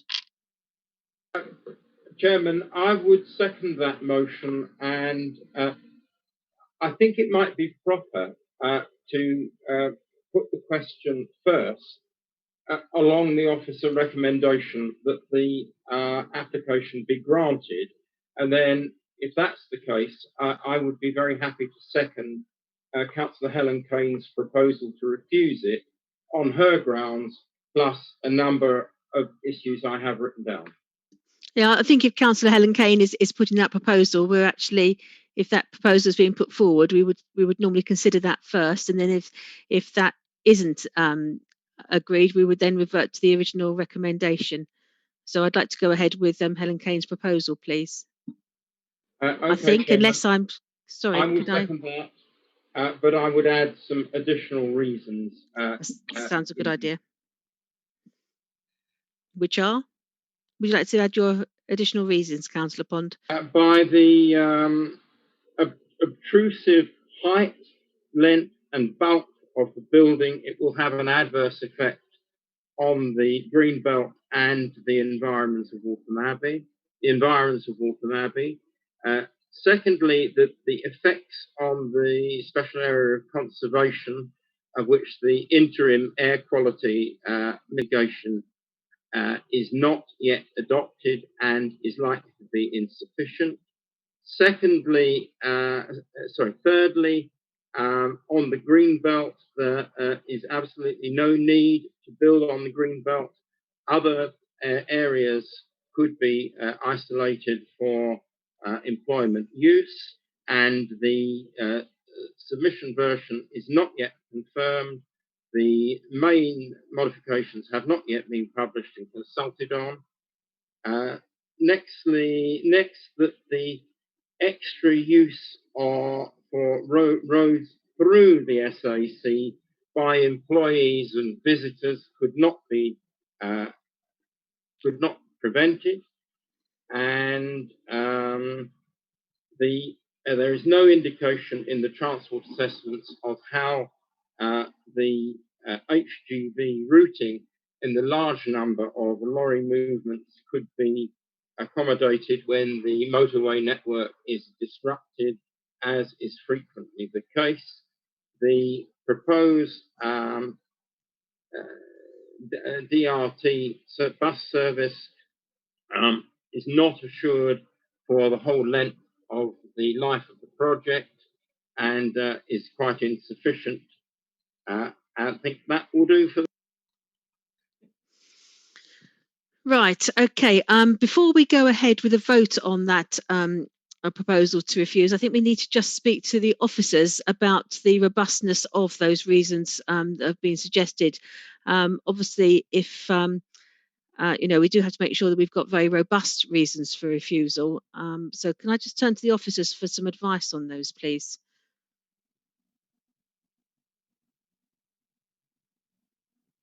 Thank you, Chairman. I might ask Jacqueline to come in here from a legal point of view. Yes, certainly. But from our point of view, obviously, we consider the proposal to be policy compliant. We certainly don't have the evidence to support the reasons for refusal, which have been just identified.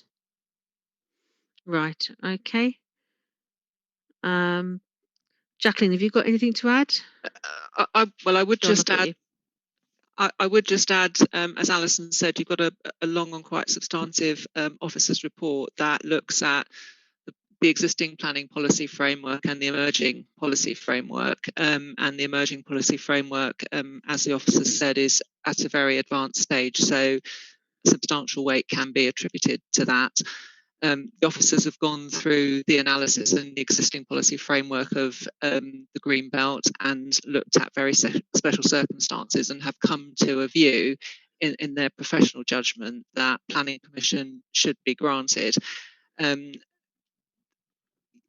have been, I think I've noted 6 reasons for refusal set out. I would just make the committee aware that those reasons for refusal need to be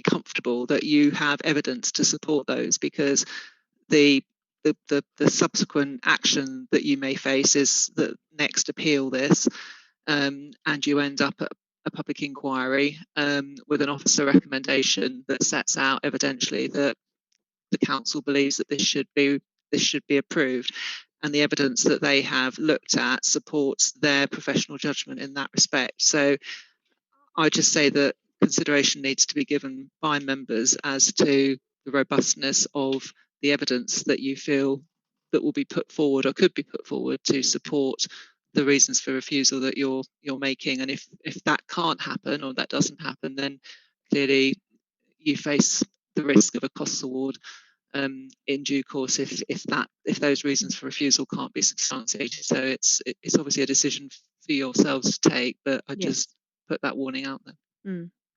But it is, Chairman, on a point of order, may I just say that officers advise, and their advice is always appreciated. And I would be perfectly happy for them to shape the reasons for refusal in compliant language. But officers advise and members decide.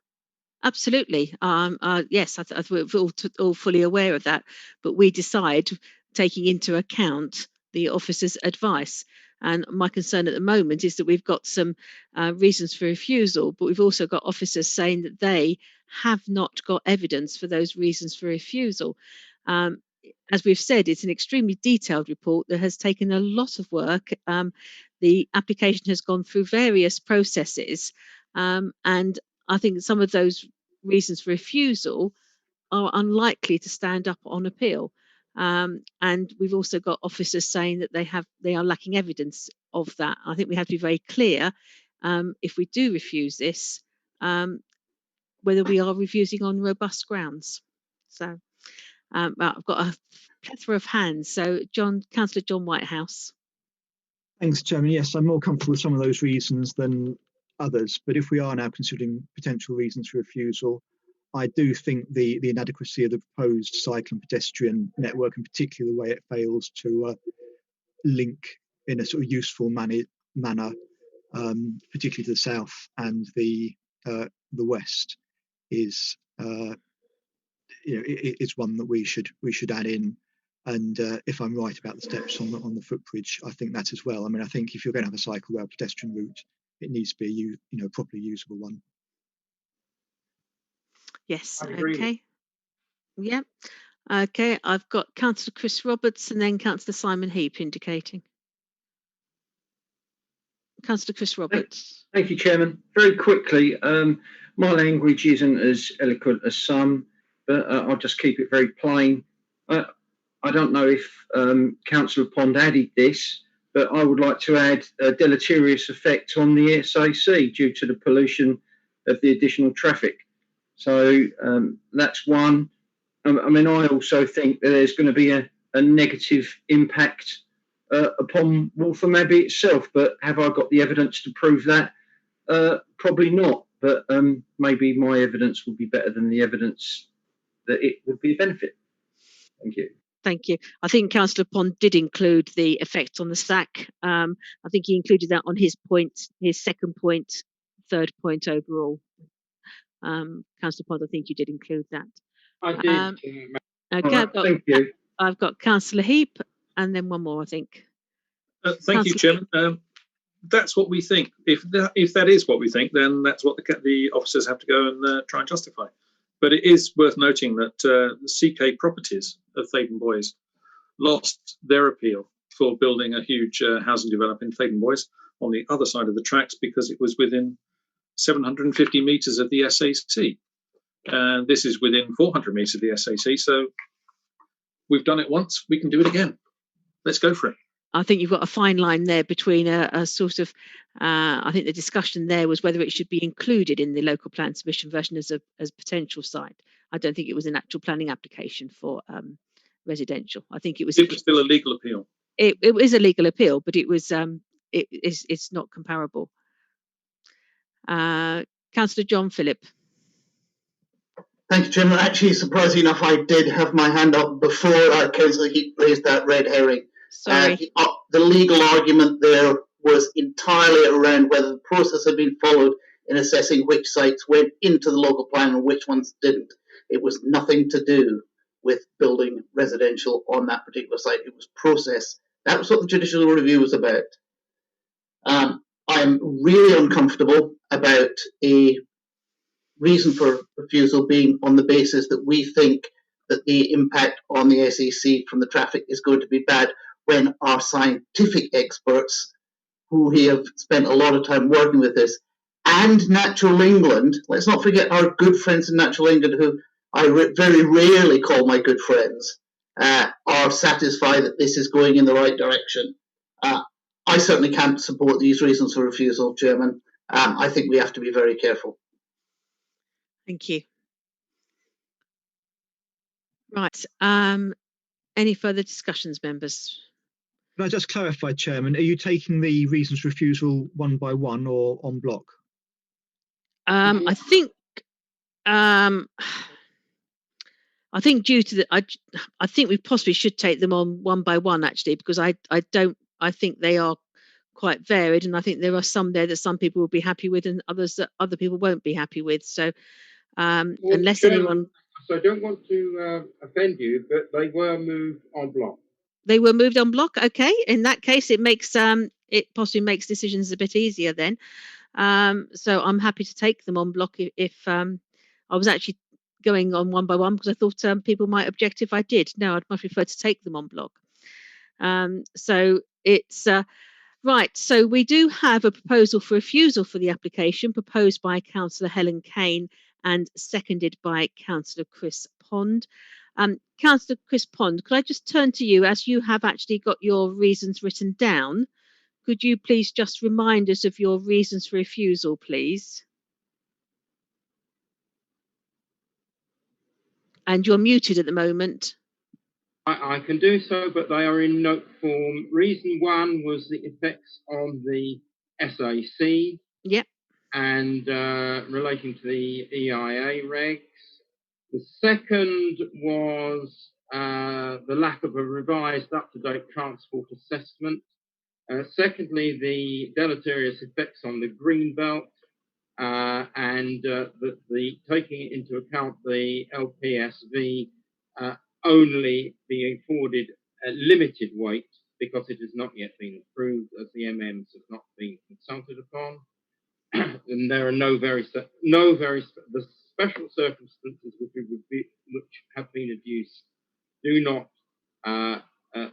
amount to very special circumstances for greenbelt release. The total volume of lorry use and traffic has not been established. The traffic sorry, I'll go on to the next one. The extra use of roads through the forest by employees, visitors, and other users of the site cannot be controlled.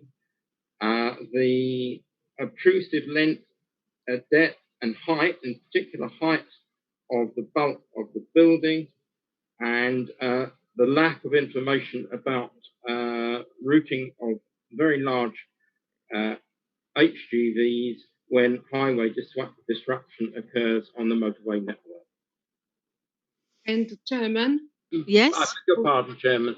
And the one which was stated by Councillor Whitehouse, which is the lack of cycle and pedestrian sustainable pedestrian. And of course, the Chairman, the adverse impact on Waltham Abbey itself. Yes, which was your first. Absolutely. Right, I just want to thank you for doing that. I just wanted to make sure the members were absolutely clear on the reasons for refusal that they're going to be voting on. Right. Councillor John Philip, I can see your hand up, but is that an old one? It's an old one, Chairman. I thought I'd taken it down. Okay, no, just double checking.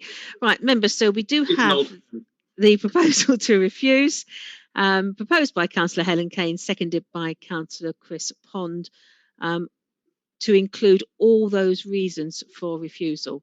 I'm going to ask Gary Woodall to go through the list of members, and I'd ask you please to vote either for, against, or abstain from that proposal to refuse planning application. Thank you. Over to you, Gary. Thank you, Chairman. Again, as well, if you could just say briefly before you vote your name, so Councillor Bloggs for refusal, Councillor Bloggs against refusal, Councillor Bloggs abstain. This just allows the webcast to catch up, if you don't mind. Thank you very much, members. So first off, Councillor Heather Brady. Just to clarify, sorry, Councillor Heather Brady, I do not agree with opposing it. So I don't agree with the... You're against refusal. Am I against refusal?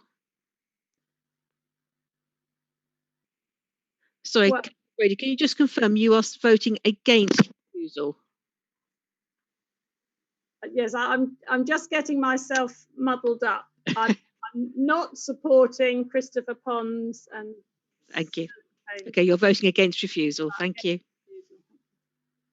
Councillor Dorrell, please. Councillor Dorrell votes for the motion to refuse. Thank you. Councillor Hadley. Councillor Hadley, against the motion. Councillor Heap. For the motion for refusal. Councillor Helen Kane. Councillor Helen Kane, for. Councillor Kaufman. Councillor Kaufman for the motion, for the proposal. Councillor Lee. Councillor Lee, abstain. Sorry. Councillor Morgan. Councillor Morgan, against refusal. Councillor Phillip. Councillor Phillip, against refusal. Councillor Pond. Councillor Pond for refusal. Councillor Roberts. Councillor Roberts for refusal. Councillor Shebernia.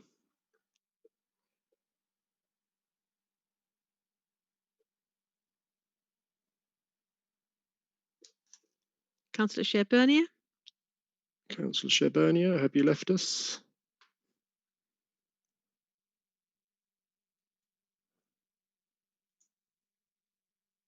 Councillor Shebernia. I can't see Councillor No, Shebernia. she's Chairman. gone. Sorry, I didn't see her go. I apologise. Okay. Councillor Whitehouse.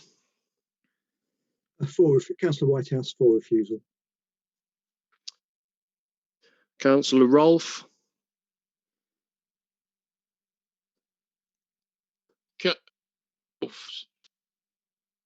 Can't get it. Sorry, That's I was it. muted. You're there. Councillor Rolfe, against. Refusal. Against refusal, yeah. Thank you. And finally, Councillor Jones. Councillor Jones, against refusal. Right. The vote then for the motion to refuse: 7 votes in favour, 6 votes against, 1 abstention. The motion is carried. In that case, members, that application has Chairman. Okay, we do have one indication for it to be referred up to full council. Have I got any other members who? Yes. That's 2. Yes. 3. Councillor I've got Rolfe. Councillor Hadley, Councillor Morgan, and Councillor Brady. So that, by way of minority reference, that application will now go to full council. Thank you.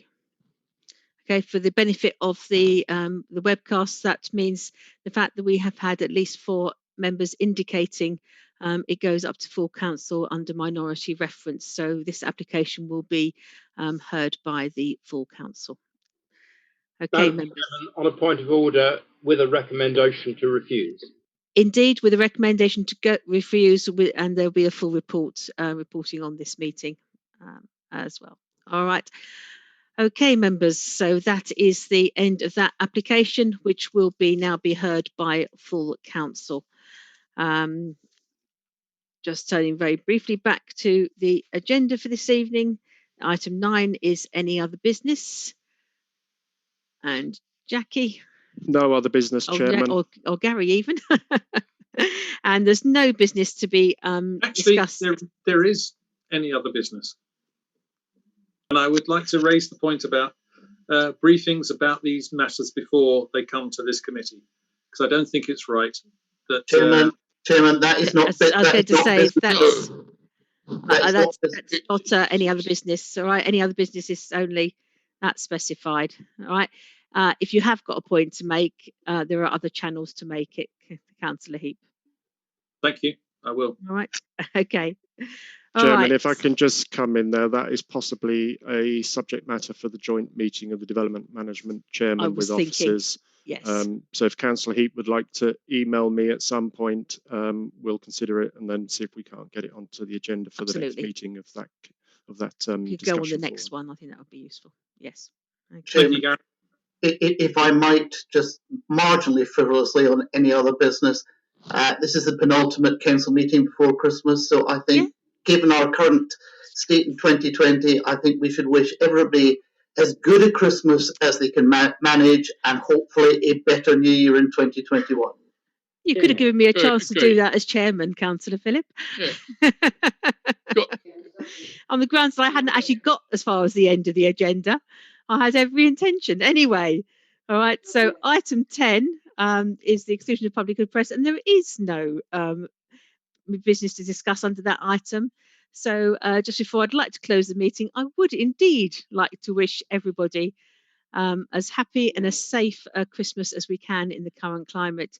It's going to be a very different Christmas, but I do sincerely wish you all, both members and officers, a very safe Christmas and hopefully a very much better New Year. Yeah. Okay. Yeah.